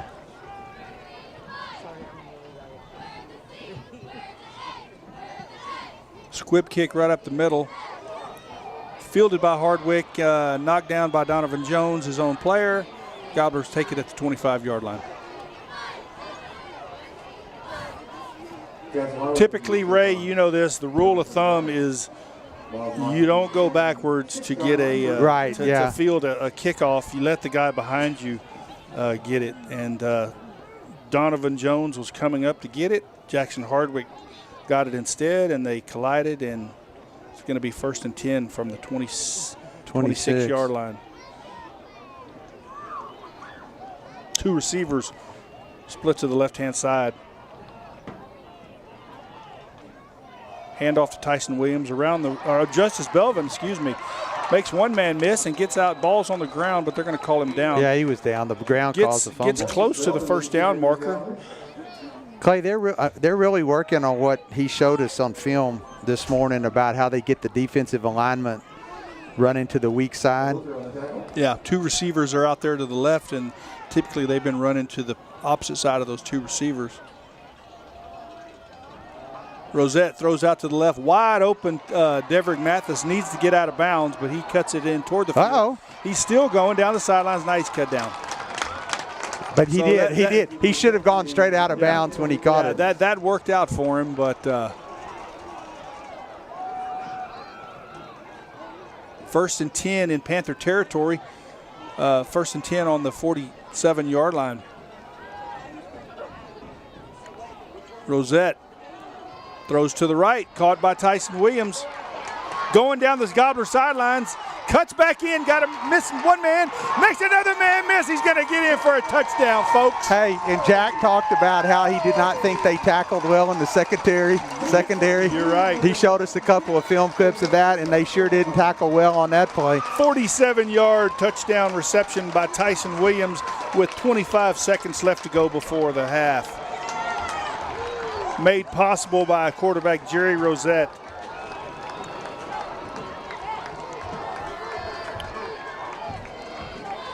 So 40 seconds, 3 plays, and you're in the end zone.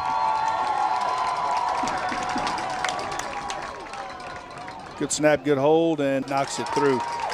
So, I know there's still 22 seconds left on the clock, Ray, but that's huge psychologically. But how many? We've had we had 3 games so far this year? Yeah, 3 games. And couldn't 3 games. Something bad happened to the Gobblers right before the half. Half, right. So it's good that confidence builder that something finally good has finally happened to the Gobblers right before the half. Ray alluded to the fact that Coach Alvarez talked about how they were poor tacklers in the secondary, and you could definitely see that on that play. Touchdown brought to you by Brian Gomez, State Farm Insurance. 3 plays, 74 yards, took 40 seconds. Scoring play, Tyson Williams, 47-yard pass from Jerry Rosette.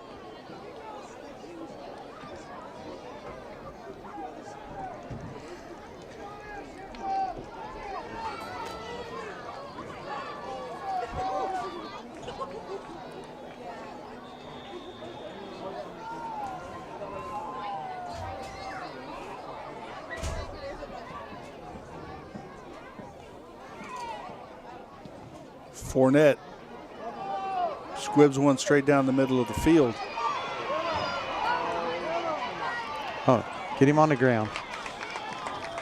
Taken down by Lucas DeBoard with 16 seconds left. Lucas DeBoard on the tackle.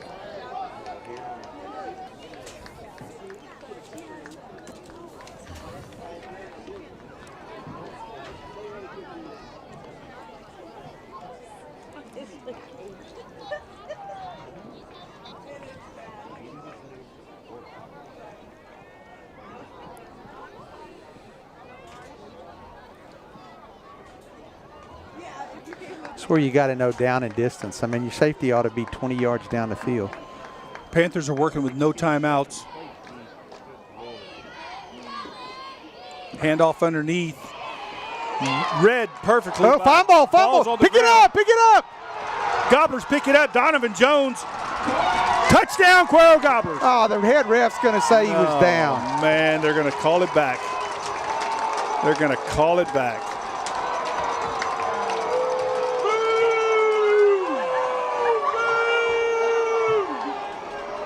Gobbler coaching staff has given him an earful, and the head referee is saying nope, he was down.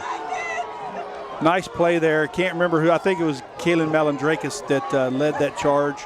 Donovan Start Jones. the clock. They should not get another play. You're right. It was a running play. Start the clock. If he was down, you're right. There he did it. Oh, that's terrible. Yep. So that's going to be the last play of the first. So Ray, I jinxed us. You jinxed us. I jinxed us. That's the fourth game. The last play of the half has not gone our way. You're exactly Except right. this one was not our fault. Man, I tell you what, I'm never going to look at the difference in the posture of them and us. Going off the field. Man. All right, folks. So at halftime, the Gobblers lead 28-14. We're going to turn it over to our head technician, Mr. Oscar Ray, and he's going to bring you some Gobbler band and Gobbler trotters. We'll come back in a little bit for some stats.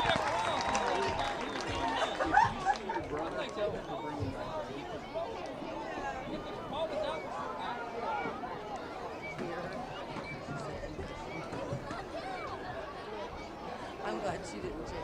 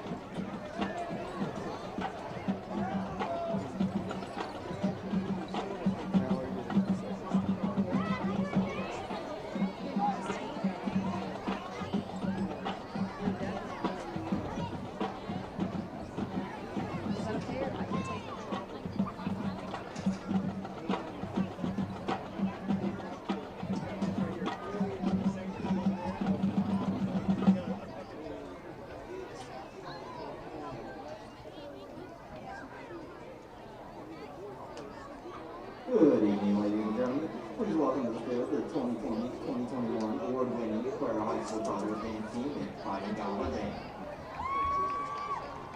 Officers for the Trotters. All-American dancer Haley Hale and Allie Beck. The Trotters are under the direction of Miss Naomi Dottie. The Trotter star of the week is Camille Edwards.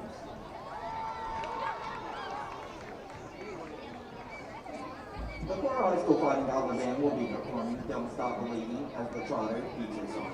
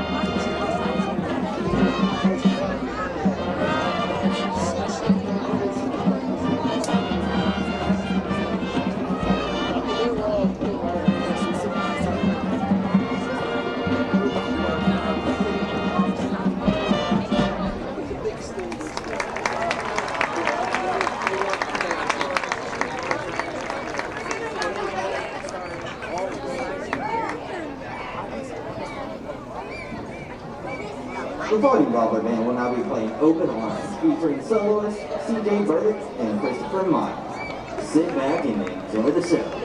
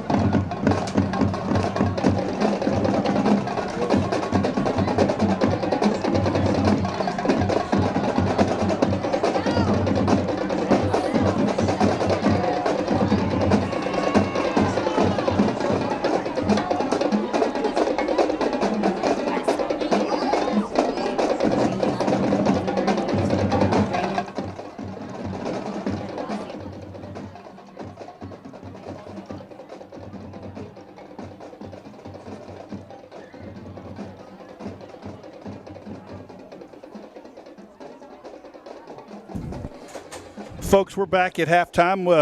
Got a special guest in the booth here with us, Wayne Mathis, who was the starting quarterback on the 1987 state championship team. Wayne, how you doing, sir?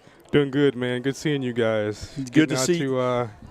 Finally catch a Cuero Gobbler football game. It's good to see you too, Wayne. Talk a little bit about your experience as a Cuero Gobbler. You know, you've been one all your life. Talk a little bit about what it is to be a Cuero Gobbler. Yeah, I think a lot of not just myself, but I think all the kids that ever come through Cuero. I think growing up as a kid here in Cuero, it's always a lifetime goal to want to be a Gobbler. And then once you get the opportunity to play out here on Friday nights, it's an experience that I think all of us that have been through it value it, treasure it, and enjoy being a part of it over the years. Talk about that magical season, 1987, when you led your team to a state championship win over the McGregor Bulldogs at Memorial Stadium in Austin. Yeah, I mean, that was a unique experience for us, Clay. I mean, obviously we played with you, I think when I was a sophomore, and then I think with the Barnett group and Ted and those guys as a junior, and then obviously our last year as a senior. We were fortunate enough to put enough games together, 16 games together. But I think it was just a culmination of a lot of the guys that came before us. We wanted to be like them. We had a good group of guys. We all grew up together. I mean, the most unique aspect, I think, of winning that championship was being able to do that with a group of guys that you grew up with, that you've known all your life, that you value as good friends, and that we're still good friends with today. So it was a great time for us, and one that I think we all, as Cuero Gobblers, not just that 87 team, but I think the whole Gobbler group that's been through here, we treasured it, and it's something that we hold very dear to our heart. And it's something that not just you, but me, all the former Gobblers, we're proud of what you guys did. I mean, we're going to remember it for the rest of our life. I mean, I constantly, they talk about, I always bring up, we went 2 years and didn't make it, but you guys sealed the deal. Yeah, I mean, but a lot of it was, I think we learned from you guys. We wanted to be like you guys. You guys are older, so I think you guys set the standard, I think, for us to try to live up to, and by competing and caring for one another and believing in one another and just had that one common goal, I think, that we've always had as Cuero Gobblers, is just to do the best you can, but at the end of the day, try to find a way to get a win. And again, we were lucky enough to do that in '87, win a state championship. That's correct. Well, Wayne, I appreciate you stopping in the booth and talking to us, kind of reminiscing on that great season that y'all had in '87. And, one of your old teammates is down there on the sidelines now as a Gobbler coach. Yeah, you know what? It's exciting to see Adam down there. And I know he's always wanted to come back to Cuero, and I know the kids, AJ, he's a hell of a player. I like the way he goes about it. And it's a good group of guys, man. I'll say this to the Cuero community, stay with these guys. They're working hard. I think we've been through a lot, obviously, in 2020, but it's a good group of guys. They're Gobblers. They want to be Gobblers. They're going to compete, and the season's going to get better as it goes on. So as a community in Cuero, let's stick to these guys, stick with these guys. And also, I'll say this to you, Clay Ray. You and Clay do a hell of a job for this broadcast for these guys, bringing the football games to us for the last couple of years. It allows a lot of people that can't get out to watch Cuero play to listen to you guys and get some insight, even though they're not at the game. So again, I can say this, and I think I speak for the whole community of Cuero, that you guys are doing a great job, and keep up the good work. Well, thank you. I speak for Ray. He's busy doing stats over there. I appreciate that, Wayne, and we love doing it. You know, it's just it's fun to be able to bring this to the community for those that can't come to the game. And now with this COVID-19 that's hit, you know, the school district was fortunate enough to allow us to live stream these games. So now you're kind of watching it like you watch college and pro football on Saturday and Sundays. So no doubt. It's a good thing, man. Appreciate you guys having me. Good deal. Thank you for stopping by, Wayne. You got it, Clay. Appreciate it.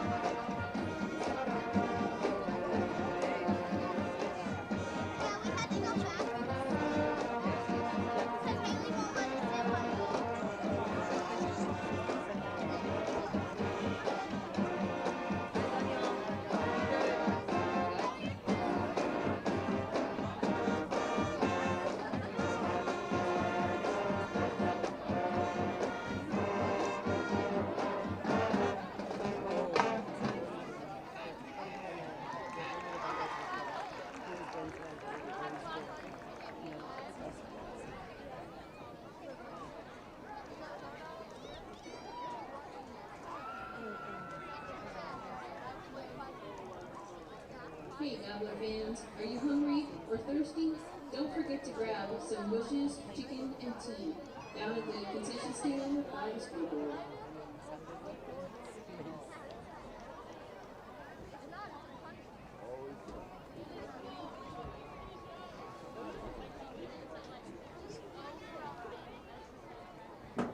What happened, baby?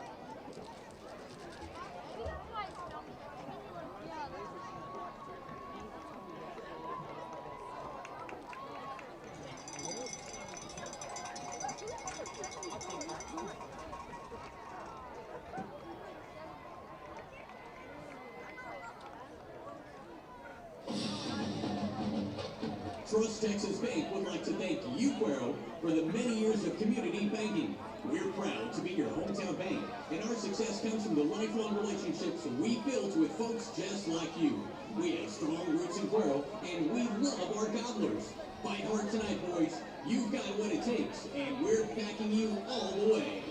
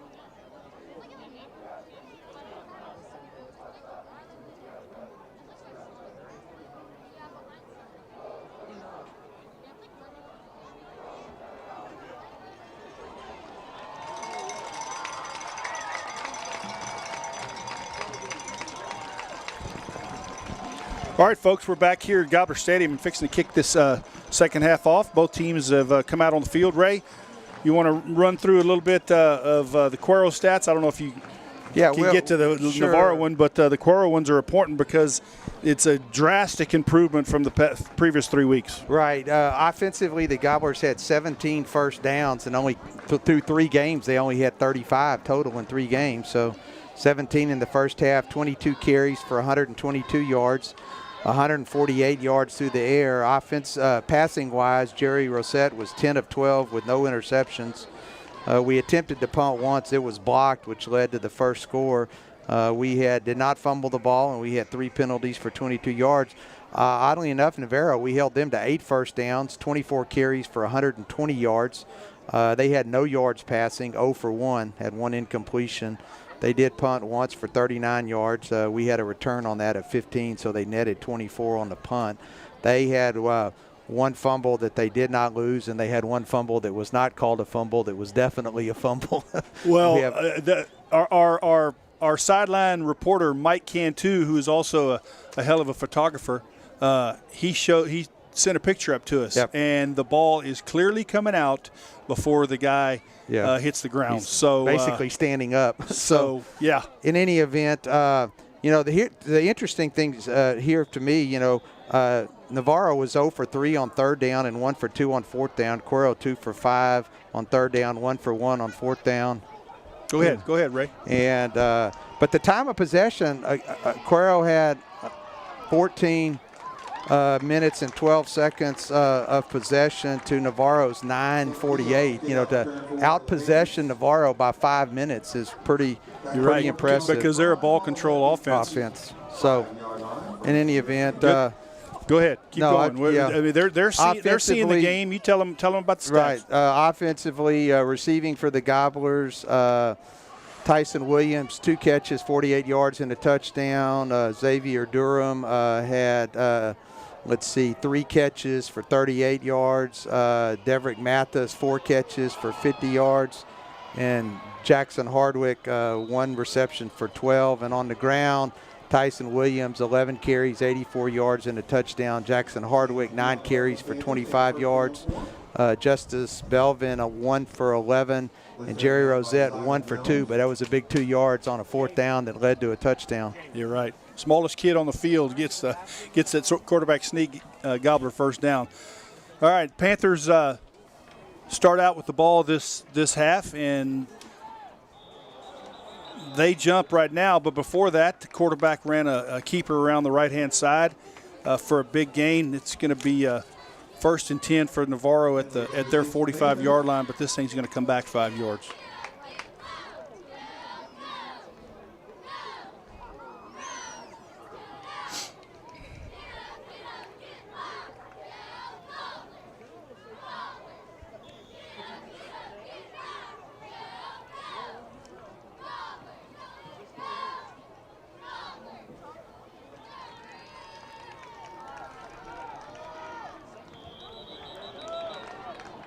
We have flags flying again.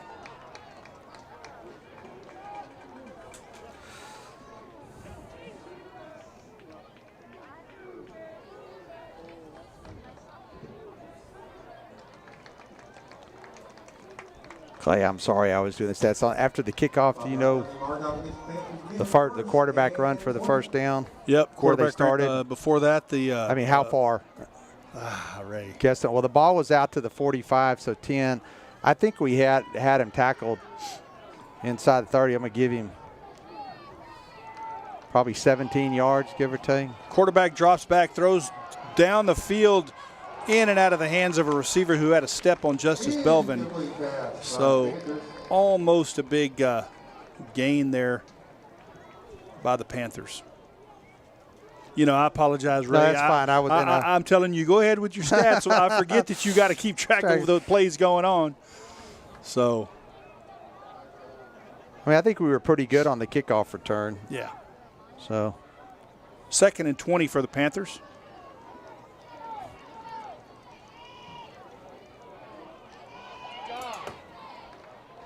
Pitches to number 13, Sam Munguia, around the right-hand side. He's driven out of bounds at about the 50. He's going to be about 6 yards short.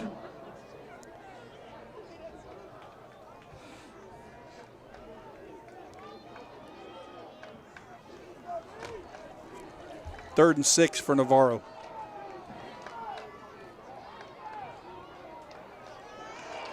Good defensive play there by Charles DeRuin. Look at this. Look at the linesman. The linesman on this side's marking it at the 49-yard line, and they're 2 yards apart.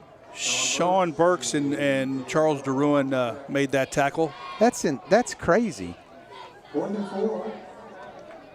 Brings up a 4th and 4 situation. Ball is spotted just inside Gobbler territory near the 50-yard line.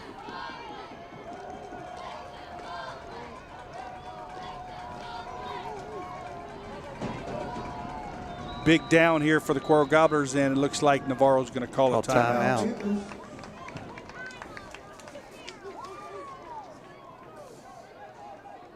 The Cuero Record is a longtime sponsor of the Cuero Athletic Booster Club. Pick up your weekly paper at local businesses. Standard Printing is a trusted sponsor for your office or teaching supply needs. Go see Jerry Gonzalez at Standard Printing. They offer a wide variety of services such as signs, engraving, custom digital work, business cards, and much more.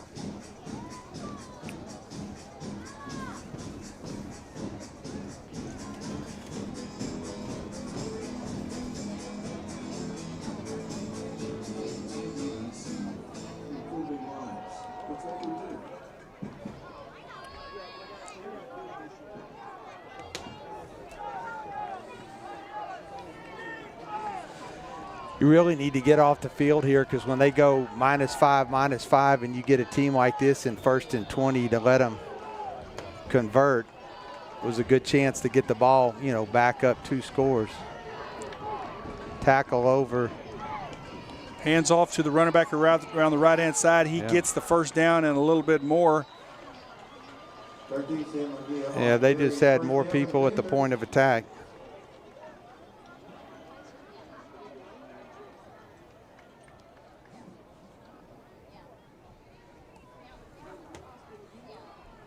First and 10 at the 42-yard line, the Cuero 42-yard line. Hands off to the big fullback. He runs over a couple of Gobblers, gets brought down by Malandrakis and Fournette, but not after a gain of about 8.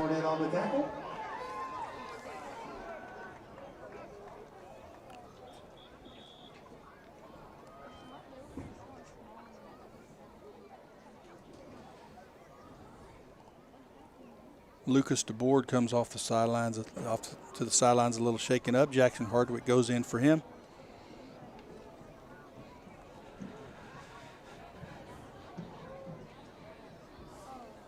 Stoppage in play, not sure what's going on here.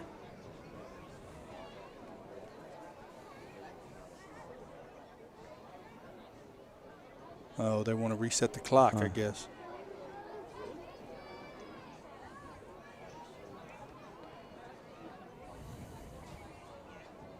$13 seconds. They ran 13 seconds off. Should be 10-12.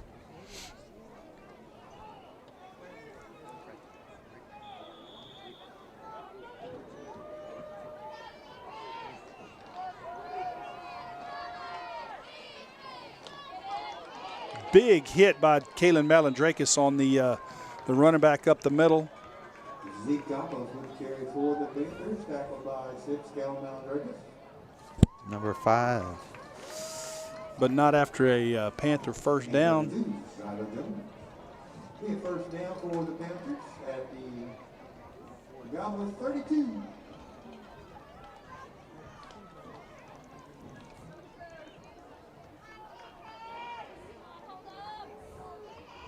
Handoff around the right-hand side, brought down by number 20, Sean Burks. Ball carrier is number 12, Kyle Gonzalez. And they run a lot of different people. Going to make you go to a couple of sheets. Yeah.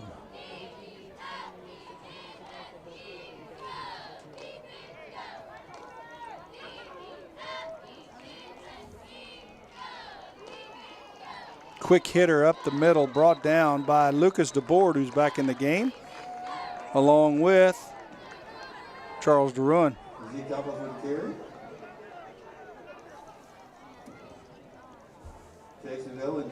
Brings up a 3rd and 4 situation. Ball's going to be spotted at the Cuero 26-yard line.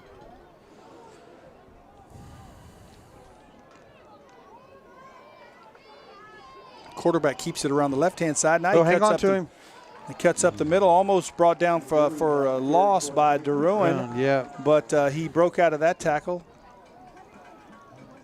and gets to the 24. A couple of yards. Going to bring up 4th and 2. Big play here for the Gobbler defense to stop this drive, this opening drive of the second half.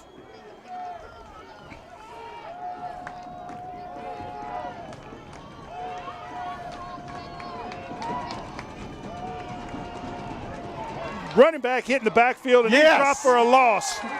We blew that play up from the beginning, and he never got any positive yardage and was driven back. Ball goes over on downs. Nice defensive play there by the Cuero defense. He ended up losing 10 yards, Clay. I know. So they chewed up almost 4 minutes of the clock, 3 minutes and 53 seconds, and have nothing to show for it.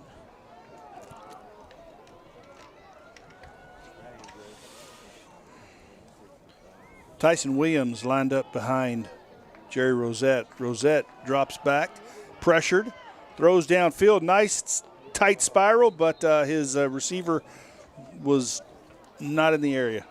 Incomplete. Flag on the play. For the Gobblers and flag on the play. Who threw the flag, Clay? I didn't. 12 men on the field. Back judge. Illegal participation. 71 goes off the field. Yeah. Well, you can play better defense if you get an extra guy. Nothing wrong with trying. All right, 1st and 5 for the Gobblers.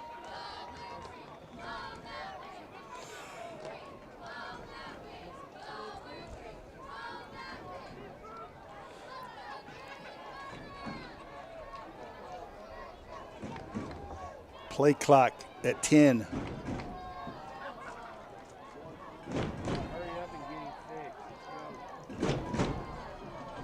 They get it off. Hand off to Tyson Williams over the right-hand side. Short gain of about 3. Going to bring up 2nd and 2. When it's 1st and 5, you can afford 3 plays like that and you get a first down. 2nd and 2, Gobblers. Hardwick lined up behind Rosette now.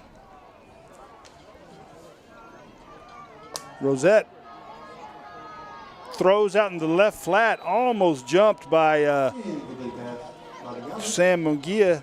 He comes in and breaks that thing up. Intended receiver was Tyson Williams. So now the Gobblers face a 3rd and 2.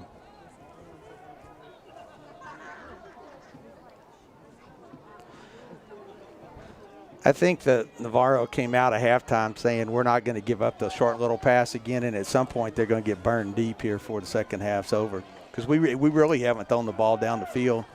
You know, the long touchdown pass was about a 7-yard throw and 40-yard run. Rosette hands off to Tyson Williams over the right-hand side. I think that's Tyson. Yep. Tyson Williams with the carry for the Gobblers. Going to be close to the first down. Yep, they're going to give it to him.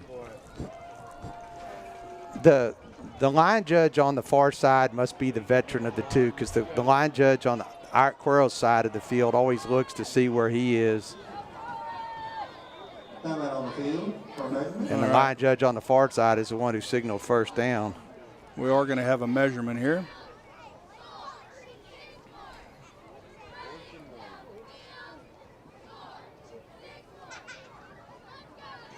One thing about AstroTurf fields, you don't have to worry about the lines crew not having the line painted straight. Back in the day, you know, you couldn't really look at the hash marks because somebody was doing all that by hand, but it's all into the carpet before they lay it down, so to speak.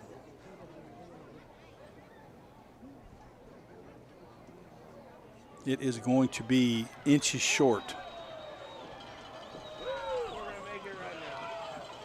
4th and inches for the Gobblers.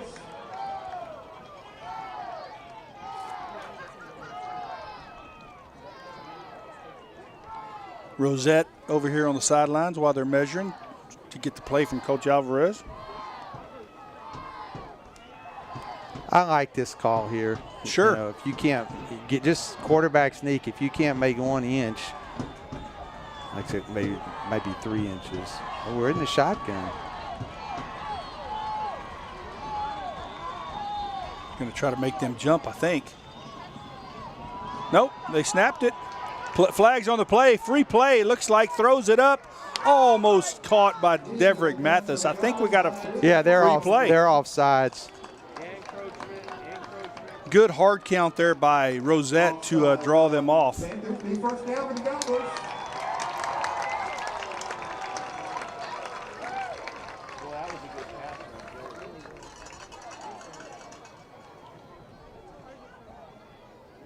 You think that was the design play even if he hadn't jumped off sides? I don't know. That'll be one of those questions after the game that'll never be told publicly.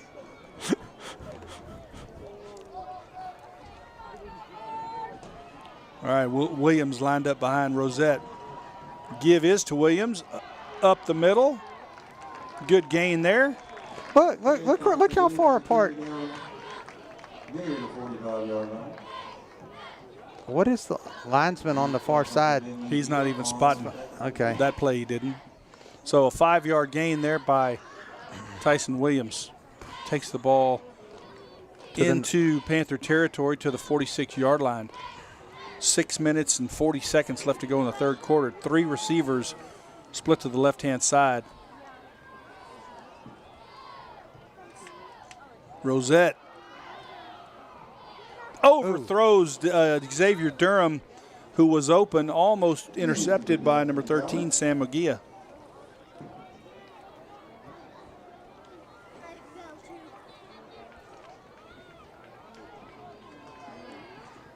You know, Ray, on these curl routes and that we're running, we're wide open. We've been wide open all night. I mean, they're playing. I guess they're respecting the speed. You know, they're playing loose. Right. Fake rolls to his left. Rosette does. Dumps it out to Jackson Hardwick. And he gets a first down. You know, him being a lefty, that's where you're going to roll. You should roll. That's just a good job. I'm going to run. And as soon as the linebacker who was on the tight end, as soon as he stepped up, he just almost call it a throw. It's more like a toss. You know what I'm saying? Almost like a little shot put to him.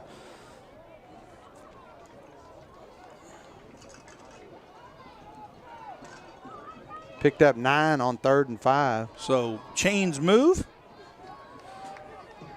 Gobblers 1st and 10 from the 37-yard line. Hand off to Williams. He tries to cut it up and gets dropped for a loss. Going to give him a loss of 2.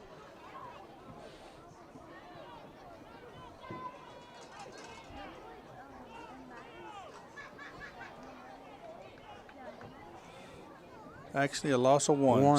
Second and 11.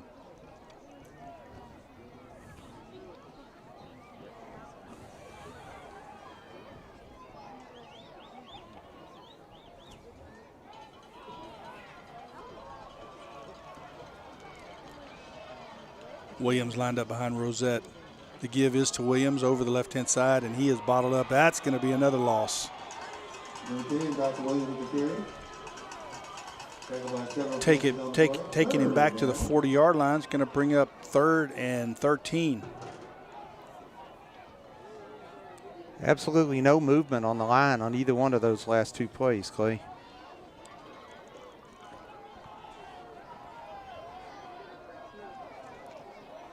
Again, I try to pick up half of it here because I don't think you're going to punt from here. 3 receivers split to the left. Hardwick lined up behind Rosette. Rosette takes the snap, looks to his left, flags on the play. Or no. Yep. Illegal procedure against the Gobblers. Now it's going to bring up a 3rd and 18.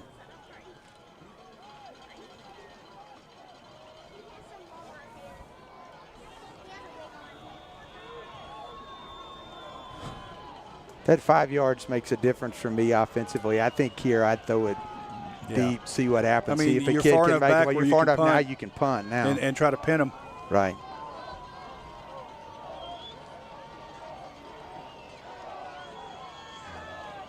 All right, same formation. 3 receivers to the left. Jackson. Oh, now we had to call. We're running out of timeout play clock. by the Gobblers. Running out of play clock.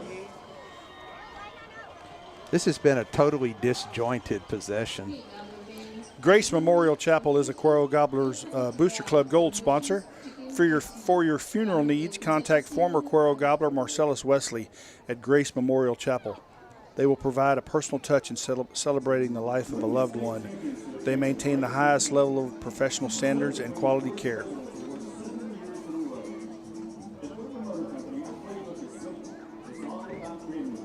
That halftime sponsor was Engine Service. So we thank Engine Service for their halftime sponsorship.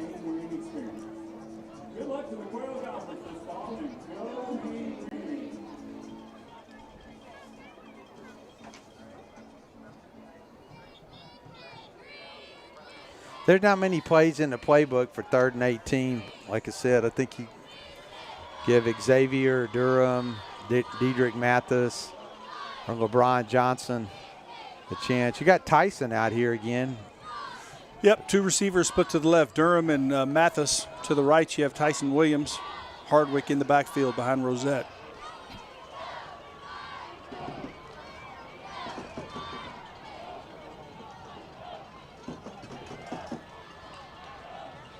And maybe changing the play from the sidelines. Play clock under 10.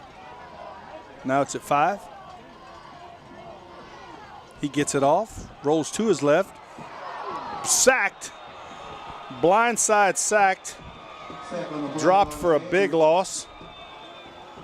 Good job to hold on to the ball there. As a quarterback, that's hard to do when you don't see the guy. You know what I'm saying? You don't know you're fixing to get hit and you're holding it out here like you're trying to pass it.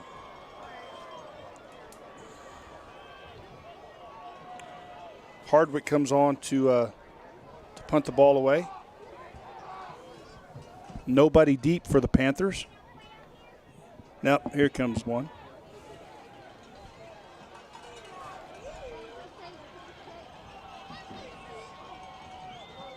He gets it off. Oh, good kick.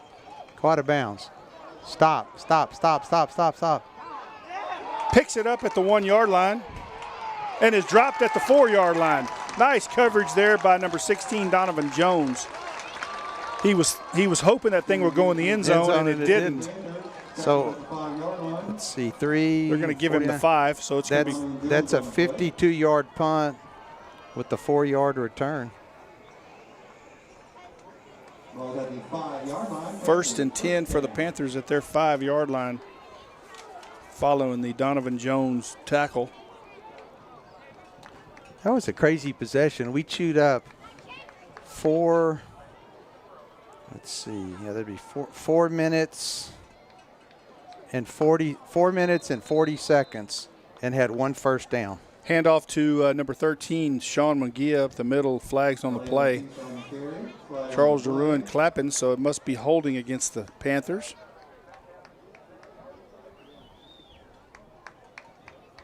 Oh, personal foul, chop block. Yeah, half the distance to the goal, a whopping. I'm going to call it it's a 2.5 yard penalty, but you can't do 2.5. All right. 1st and 12.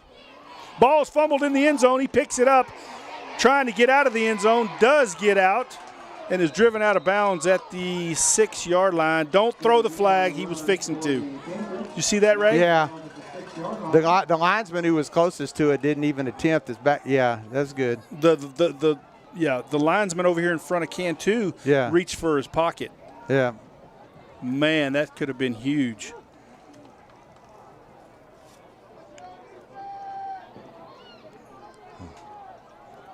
Yeah, he got the ball. Let's see, the ball's at the 6 now. So that's a 4 yard. We got to give him 4 yards because it's 3.5 actually, but.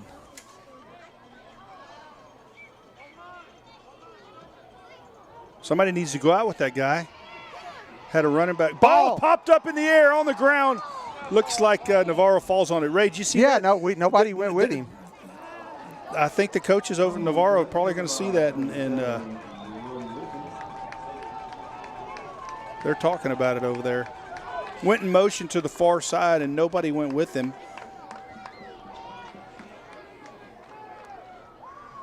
It's a big 3rd down right here because I don't think, unless it's 4th and 1 or 4.5 a yard or something, I can't imagine they'd go for it on 4th or 2 or 3 if you can keep somebody from making 6 yards here. 2.5 minutes left to go in the 3rd quarter. Play clock at 5.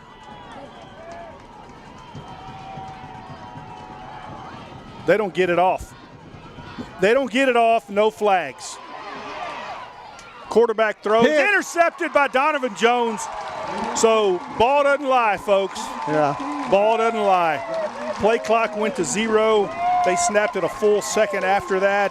Throws an interception. Gobblers take it at the 10-yard line. What's Ball's number? 15?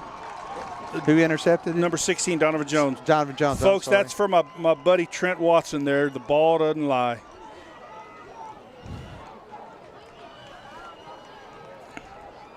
Because I'm going to give him 9. Caught it about the 19, give or take. Got about 9 yards on the return. All right, here we go. Williams and Hardwick in the backfield behind Rosette. Offensive line shifts. Rosette fakes, there he is, throws in the end zone. Touchdown. Caught by Jackson Hardwick.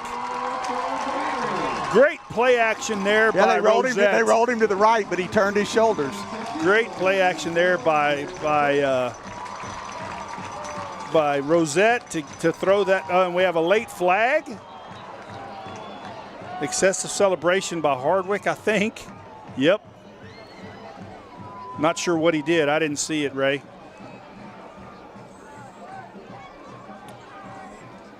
So they're going to enforce it on the the kickoff. touchdown will count. They'll enforce it on the kickoff. That touchdown brought to you by Brian Gomez, State Farm Insurance. Rosette to Hardwick on a play-action pass to Rosette's right. He's a lefty. Threw across his body nicely, and the rest is history. Yeah. Fournette lined up to kick the extra point. The board is your holder. Jaden Nichols is your snapper. Good snap. Good hold, and Fournette knocks it through. He just looks so calm kicking this year compared to how he did last year. The one that he missed was kind of a bounce snap, and the hold wasn't real good. So with 2:08 left to go in the third quarter, that brings the score to 35-14 in favor of your Gobblers.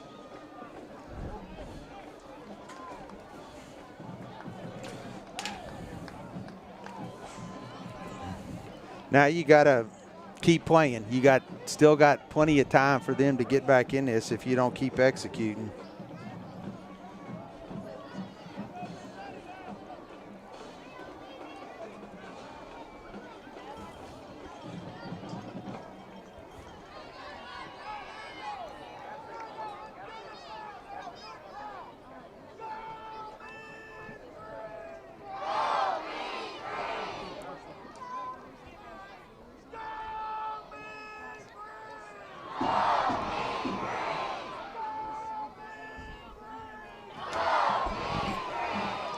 All right, so the Wild Gobbler leading the Go Mean Green cheers as the Gobblers are up 35-14. How big is that fumble before half? Yeah, it'd be 42-14 at this point.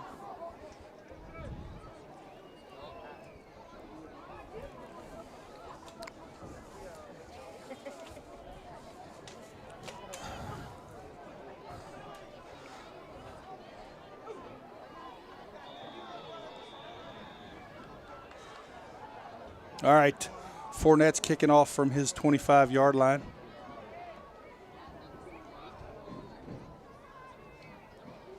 Good. Line drive fielded nicely by the Panther at the 27-yard line. Brought down by Kalen Malandrakis. Good job, Kalen Malandrakis. Great coverage there by Malandrakis in open field. Panthers will start on the 36-yard line, 1st and 10, trailing 35-14. You got to think they're going to start throwing it some, Ray.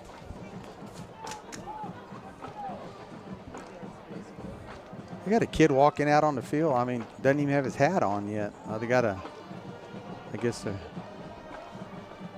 we must have been offsides on the kickoff. Oh, yeah, there's a flag back there.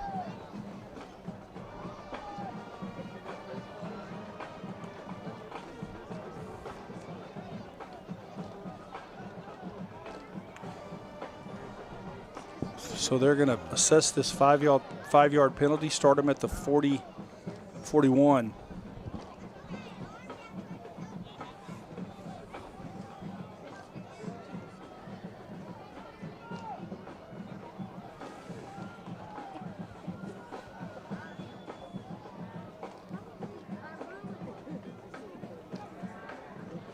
If you Cuero just can't give up the big play. If you force them to grind it out and you do anything when you have the ball, get a first down or two here or there. Hand off to the big fullback, running over people, folks. Down into Gobbler territory, finally gets brought down at the 38-yard line, but not after a tough run there. That's number 37, Brody Whitson. Finally brought down by Javin Mendiola. It was 21 yards on first down. Tries to hand off to number 5, Zeke Kemples, but DeRuin, Arroyo, Jones, all there to meet him and stop him for no gain.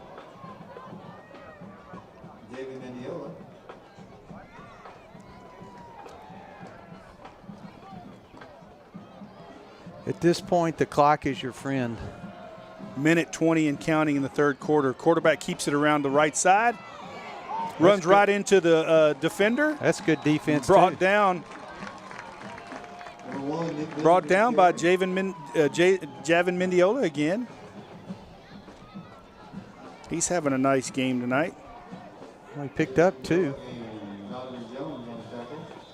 Brings up 3rd and 8.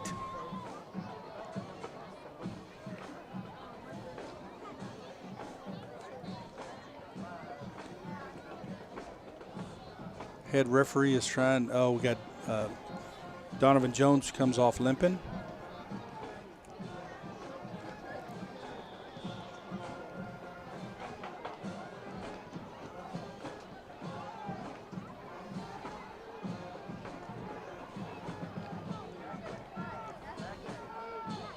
They jump.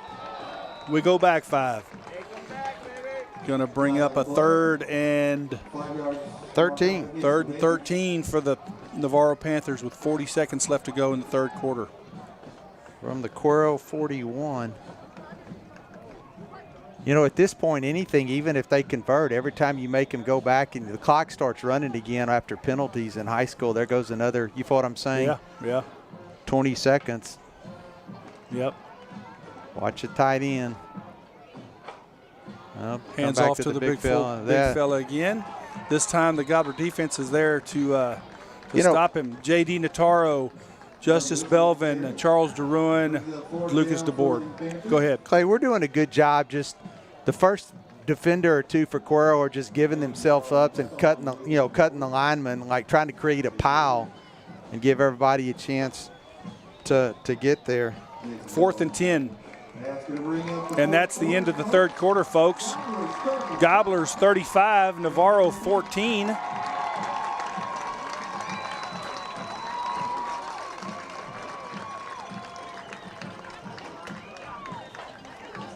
Gives my partner Ray time to catch up. Let's go, Gobblers. Cuero ISD Education Foundation is proud to be a gold sponsor of this season and proud to support students both on the field and off the field.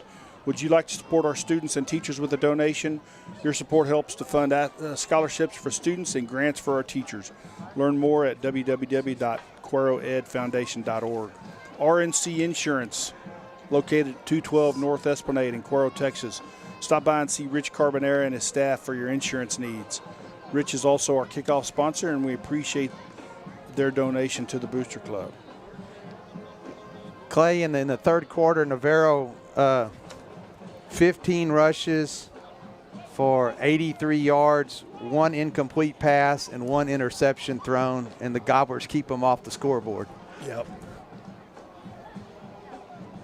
You are correct. Lance Tire Service. Stop by Lance Tire Service for all your vehicle maintenance, repair, or tire needs. They offer credit programs for a wide array of services. They're located at 1003 West Heaton in Cuero, Texas. Their phone number is 361-275-2387. 4th and 10 for the Navarro Panthers.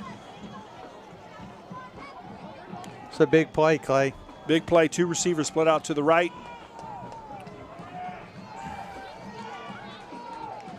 Quarterback rolls to his right. Oh, geez, he's wide open. Downfield, wide open, caught. Blown coverage there, Ray. Yeah, both the outside guy ran a slant, the inside guy ran like a wheel route out of the slot, and both Cuero receivers went with the inside guy. 1st and 10 from the 14-yard line. 13 caught that, didn't he? Yep.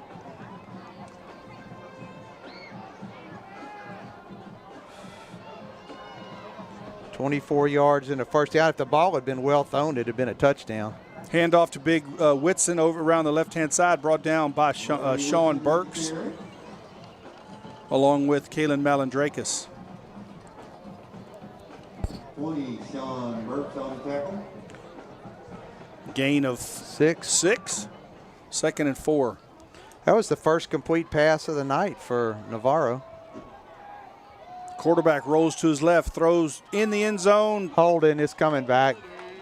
Short of the, they're giving it to him. There's a flag. It's going to be Holden. Holding on the offense.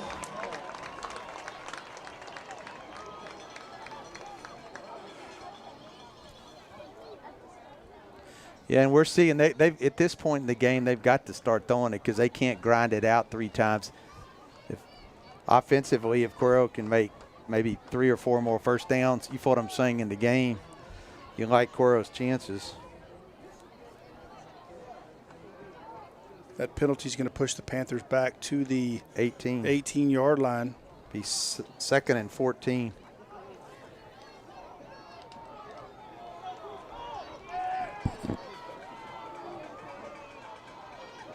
Hands off to the running back around the right side. That's okay. The slot back, brought down by Fournette. Every time they do that, 30 seconds is going to go off the clock. I know they're trying to hurry and get a play in and out, but by the time you count when the play is run, by the time they get the play in. Bring up 3rd and 8. Ball spotted at the 12-yard line. Tight formation for the Panthers. Everybody in. Hands off to the big fullback up the middle. Cut down by Sean Burks. A sophomore, folks.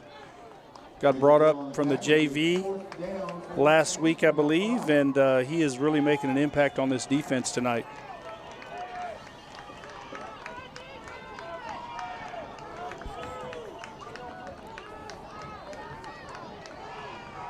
In comes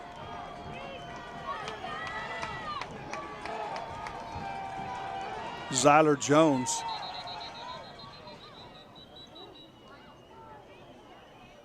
Cuero called timeout. Cuero timeout.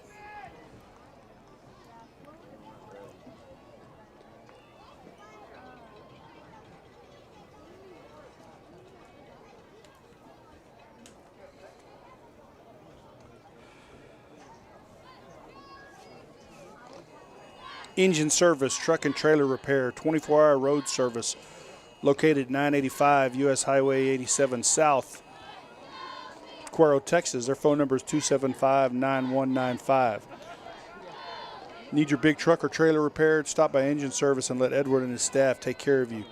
Engine Service is our halftime sponsor, and we appreciate their donation to the Booster Club.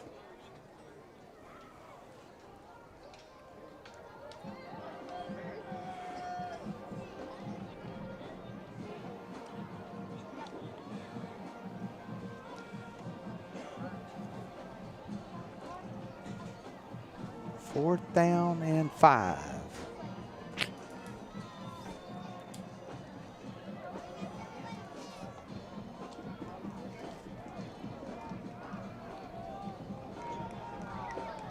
Panthers come back out on the field straight to the line of scrimmage. 10:06 left to go in the game. Trailing 21 points. Mix up in the backfield. Quarterback's pressured. He's dropped by Bo Fournette. Yeah, it was a blown-up play. The backs went the wrong way. Backs went the wrong way. Fournette was in there to take him down for a loss. Ball goes over on downs. He lost 7 yards. But the biggest thing is once again, they chewed up 4 minutes and 5 seconds of game clock and got nothing to show for it. Landon, you're not shooting guns, are you? All right. Gobblers are going to try to take some time off this clock, I believe. Tyson Williams lined up behind Rosette. And now we have a officials timeout.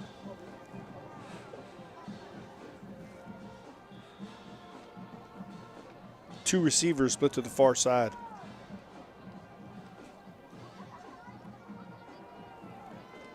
Good job. Pitch to Williams over the left-hand side. Makes one man miss at the 40, at the 50. They're running after him, folks. They ain't going to catch him. Oh, they caught him. Oh. Shoestring tackle.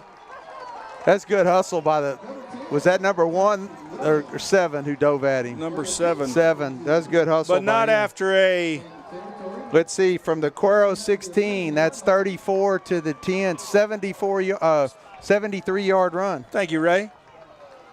1st and 10 at the 11-yard line for the Cuero Gobblers, following the 70-something-yard run. 73-yard run by Tyson Williams. That'll help your first down. Coach Alvarez likes to average 6 yards a play on first down. That'll push the average a long way tonight. Smart move here. They started the clock, and Jerry huddled them back up and said, let's let 25 seconds run off. There we go. Good clock management by the coaches and Rosette here. Yeah, but now you better hurry. Right? Yeah, I think I have to call timeout. It's at 5. They ain't going to get it. We call timeout. Had to call timeout. We pushed the envelope a little too Too far much, there. yeah. It's all right, though. We used every second we could. That is Cuero's last timeout. So, Brian Gomez with State Farm Insurance. Holler at Brian for your insurance needs. His phone number is 275-9193. Brian is our game and touchdown sponsor, and we always appreciate his donation to the Booster Club.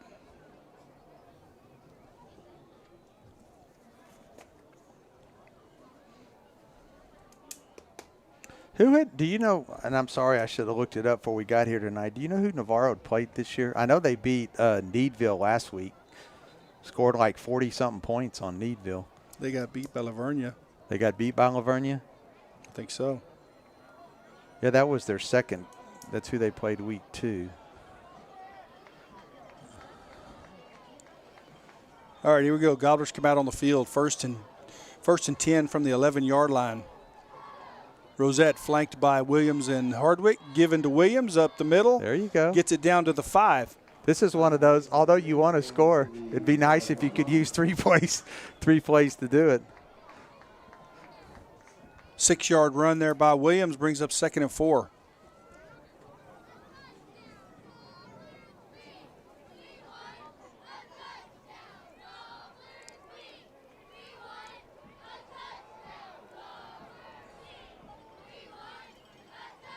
Coach Alvarez telling Rosette, take your time. I always felt for the linemen in this situation because they're down in the stance and they can't move, and the quarterback, you just standing there. Hands off to Williams over the right-hand side. Gets down inside the 5. Tell you what, it's amazing the body posture and the hustle to the whistle blows. And I guess it makes a difference when you hear, but Jason Vela that time, I mean, he was blocking. The guy was already, he was 5 yards behind the play, blocking his guy back toward the other end zone. Yeah. He got a first down. So 10 for 4, that's another first down. First and goal from the 1. Ball spotted in between the 1 and the goal line, so we'll say 1. 26 seconds left on the game, on the play clock. He really needs to milk this one.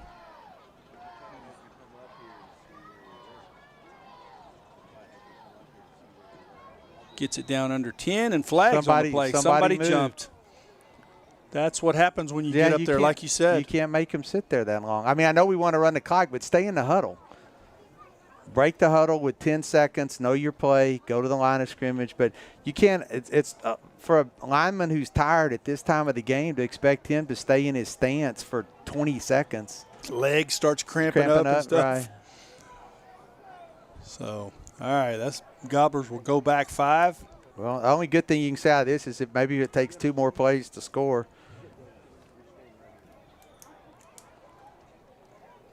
And the clock runs again, so now we get another 25 seconds. Yeah.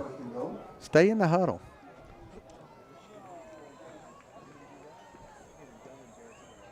Yeah, they are. Okay, now it's under 10. Now we need to break the huddle and go. 4, 3, gets it off, hands it off to Hardwick over the left-hand side. He fights down, gets in the end zone for a touchdown. Good, tough run in there by Jackson Hardwick. That touchdown brought to you by Brian Gomez, State Farm Insurance. Clay, anything can happen in the game, and I'm not saying it's over yet. Odds are in our favor, but I knew at some point we would play better. The coaching staff is too talented, and the kids play too hard, and the kids have talent. But I don't know that I saw 42-14 coming tonight. No. Fournette drives it through with 7:14 left to go in the game, bringing the score to 42-14 in favor of the Cuero Gobblers. Panthers 14, and another Gobbler touchdown sponsored by your favorite insurance line, Ryan Gomez, State Farm.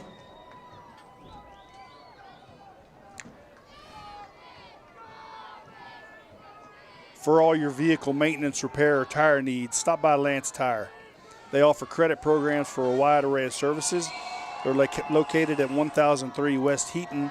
Their phone number is 361-275-2387.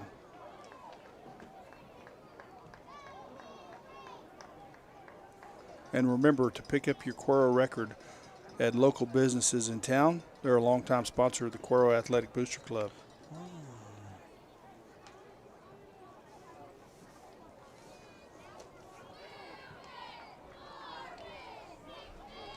All right.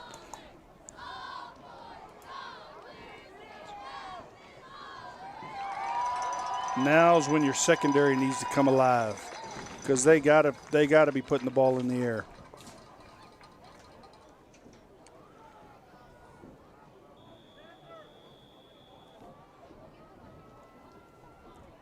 Fournette set to kick this thing off. This kickoff sponsored by RNC I like that low Insurance. kick that bounces funny. Kicks it straight up the field. Close it. Good return, brought out to the 45-yard line. Orlando Ortiz with the kickoff return for the Panthers. Finally brought down by DeBoard and Stephen Magura. Ball's going to be spotted at the 46-yard line. 1st and 10, Navarro. First and 10 with the Panthers.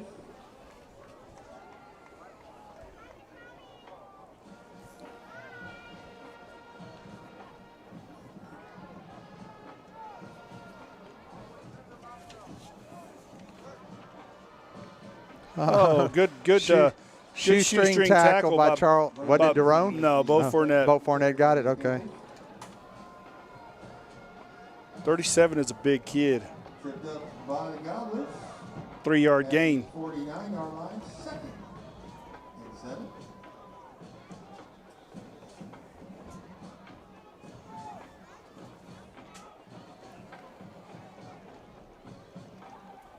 He gets the call again. Flags on the play. It's coming back for holding. Brody Whitson with the carry. First down for the Panthers, but there's a flag on the play. Holding on the Panthers.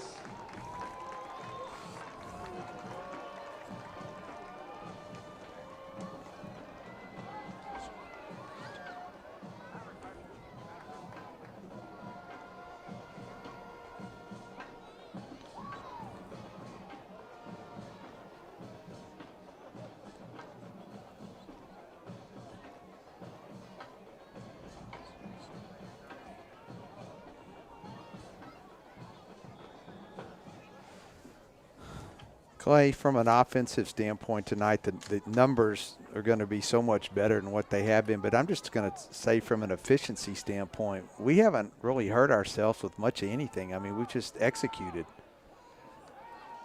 Quarterback throws across the middle of the field. Caught by number 4, Reed Fishbeck. Brought down by Sean Burks. Sean Burks with the tackle.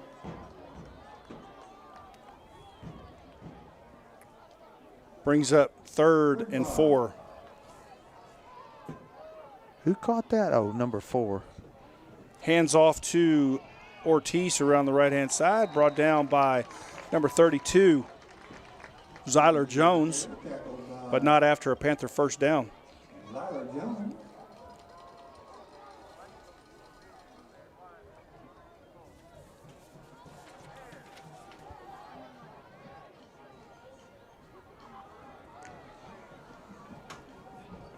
Ball's going to be spotted at the Cuero 42-yard line. Quarterback rolls to his left, looks downfield, pressured, taken down by big number 80 Christian Holmes, a sophomore.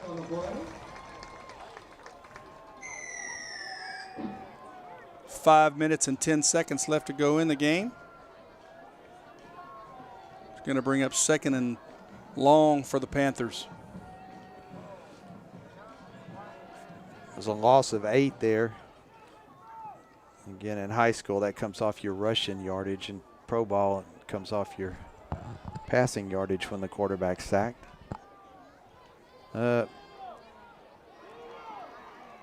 Hands off up the middle to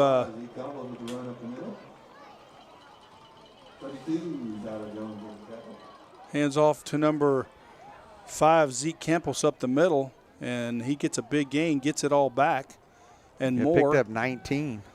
Takes it down to the Cuero 31-yard line. Zyler Jones made the tackle.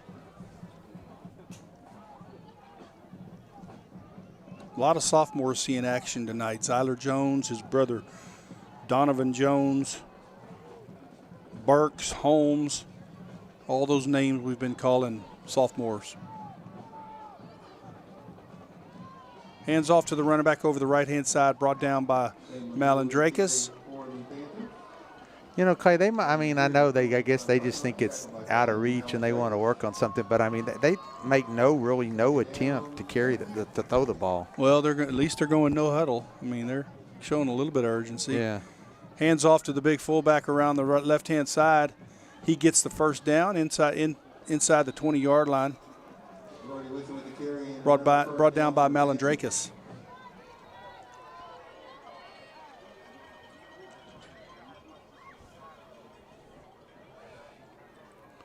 First and 10 at the Cuero 19-yard line.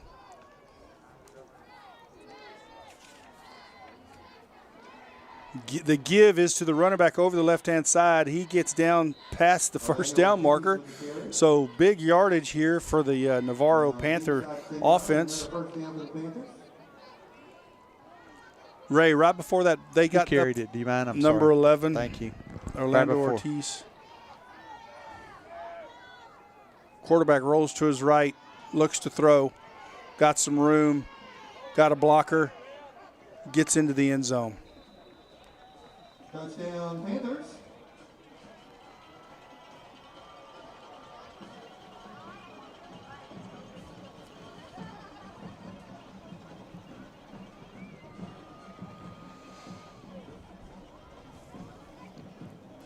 So the Panthers answer with 3:14 left to go in the game.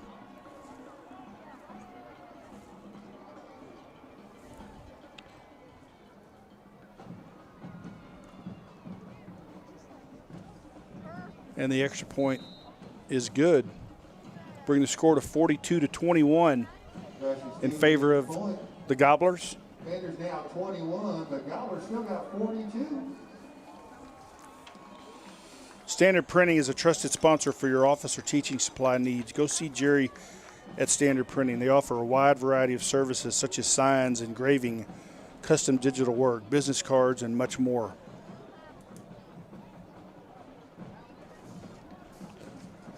Yeah, when they go into that huddle mode and no huddle mode and don't really spend much time at the line of scrimmage, it's difficult to write everything. Let's see here. That was 1, 2, 3, 4, 5, 6, 7, 8, 9, 10 plays, 54-yard drive, chewed off 4 minutes, though, is the most important thing for the Gobblers. A couple of first downs here, and we may be able to ice this thing. Navarro does have 2 timeouts left.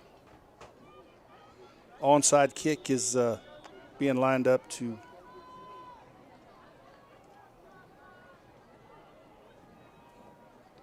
it is an onside kick, fielded nicely by A.J. Arroyo. Arroyo looked like a third baseman out there. Yeah, he sure did. That thing up. So Cuero's going to start out at their 49-yard line with 3 minutes and 12 seconds left to go in the game.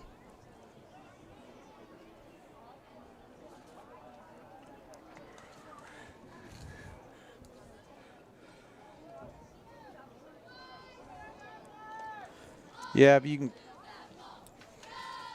one first down here, you might could put a nail in it. It'd be over.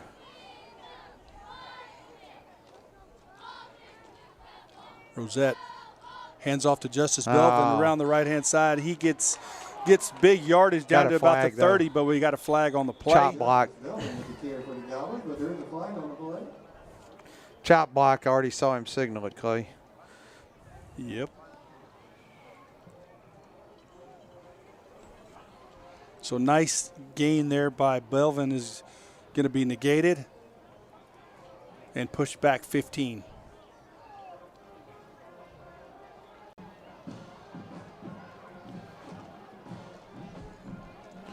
Okay.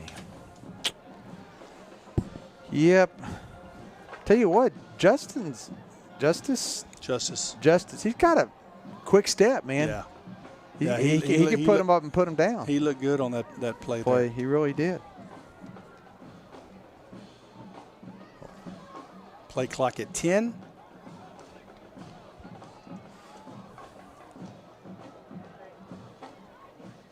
Rosette gets it off. Pitches to Zyler Jones around the left-hand side. Got some moves. Good run there by Zyler Jones to pick up quite a bit of that yardage. There's another one of your sophomores, Clay. Yep. That takes it out to the 44-yard line. Nice pickup of 10 yards for Zyler. Going to be 2nd and 15. At this point, Navarro's not burning their timeouts, Ray, so I think they're just resigned to the fact, try to stop us here.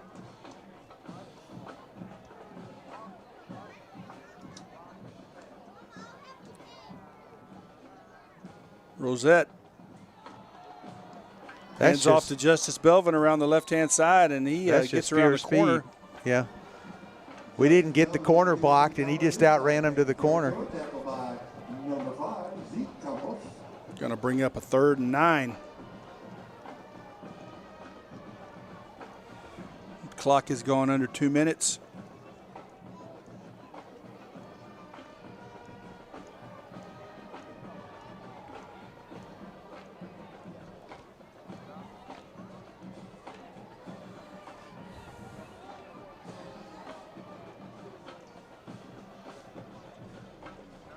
Jones and Hardwick lined up behind Rosette. Rosette looks to throw. Incomplete. His intended receiver was down around the 10-yard line, and he threw it out in the right flat.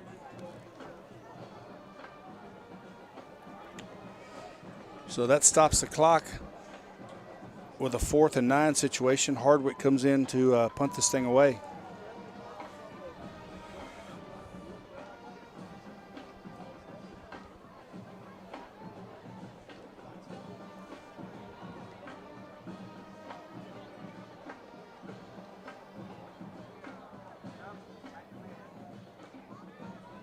Hardwick gets it off, takes somewhat of a Cuero roll, goes out of bounds.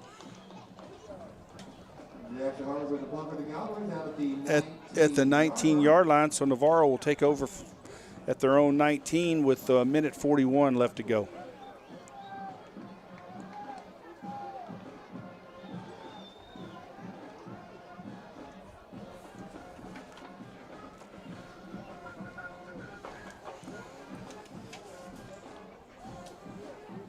Got some new faces on the field. Jamin Bodie, who's a defensive lineman, sophomore defensive lineman. He's out there on the field. That's good. Get everybody some game time. Number 30, Kason Jander's out there on the field.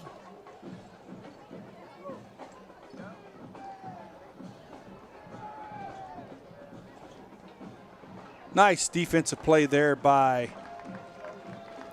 number 88. Number 80, Christian Holmes.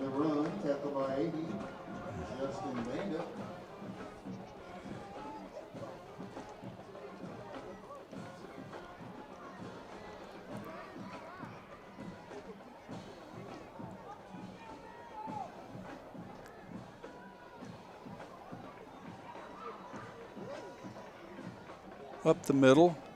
Yeah, they're just running out the clock.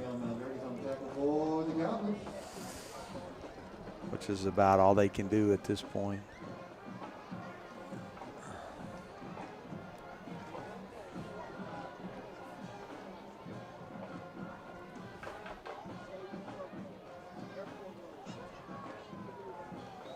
He didn't get a first down.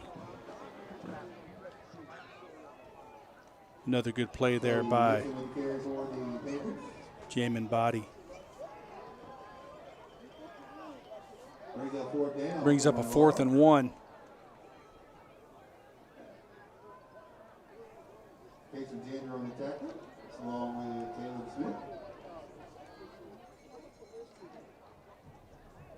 Big fullback takes it over the left-hand side, and he is brought down. Yep, flags are flying. We got extracurriculars. I think it's going to be on, maybe offsetting. They were both going at it, Ray. Tempers are a little short out there, at least on the Navarro side. They're trying to get their shots in on some of our subs. Yep. Yep. It's against the Panthers.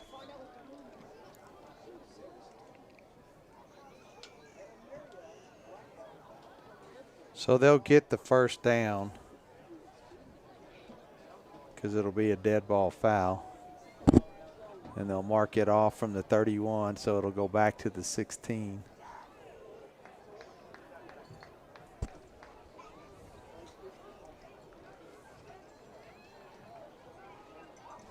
"16 seconds left to go in the game. Your Cuero and played a great ball game from start to finish. No turnovers, am I correct? No turnovers, complete. One block punt. One block punt. They gave them 7, you know, and give us the fumble return for a touchdown. It could have easily been 49 to 14. Ray, looking at your stats there, I'm gonna go out on a limb here. I'm gonna say Tyson Williams, offensive player of the game. What do you think? I mean, he had, let's see, I'll do it here, 84, 87, 88, 93, 90, 163. He had 173 yards rushing and a touchdown pass. Quarterback drops back, overthrows his intended receiver, flag on the play. Oh, you got to be that's poor right there. The ball wasn't even catchable. J.D. Navarro was the defender.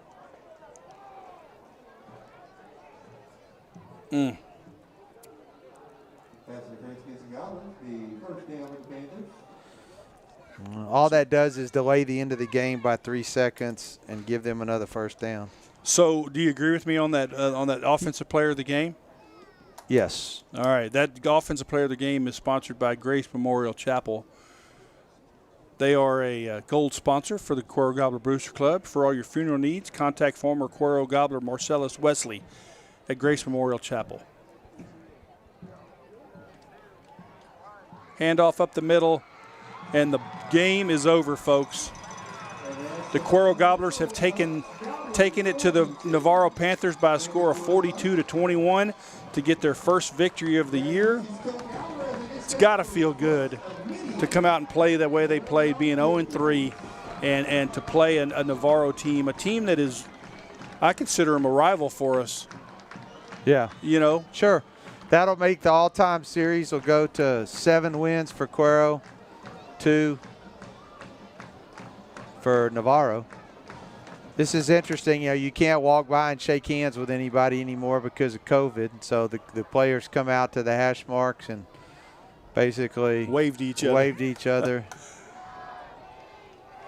Well, I know that, you know, I know Coach Alvarez and his staff have, you know, it's been trying on them because he's not used to losing, just like Cuero's not used to losing, and it came together tonight. That's all I can say. I mean, I don't, you know, both sides of the ball, right? It'll be interesting to see what happens next week. But the whole Navarro put up 40 something on Needville, which is Needville's 4A Division I, bigger school. So, in any event, good job by the Gobblers tonight. It's been fun, Clay. It was fun. Hey, we need to tell everybody who's watching tonight, next week it's Saturday. We play on Saturday. Yep. And I believe that game is going to be a 6 o'clock kickoff.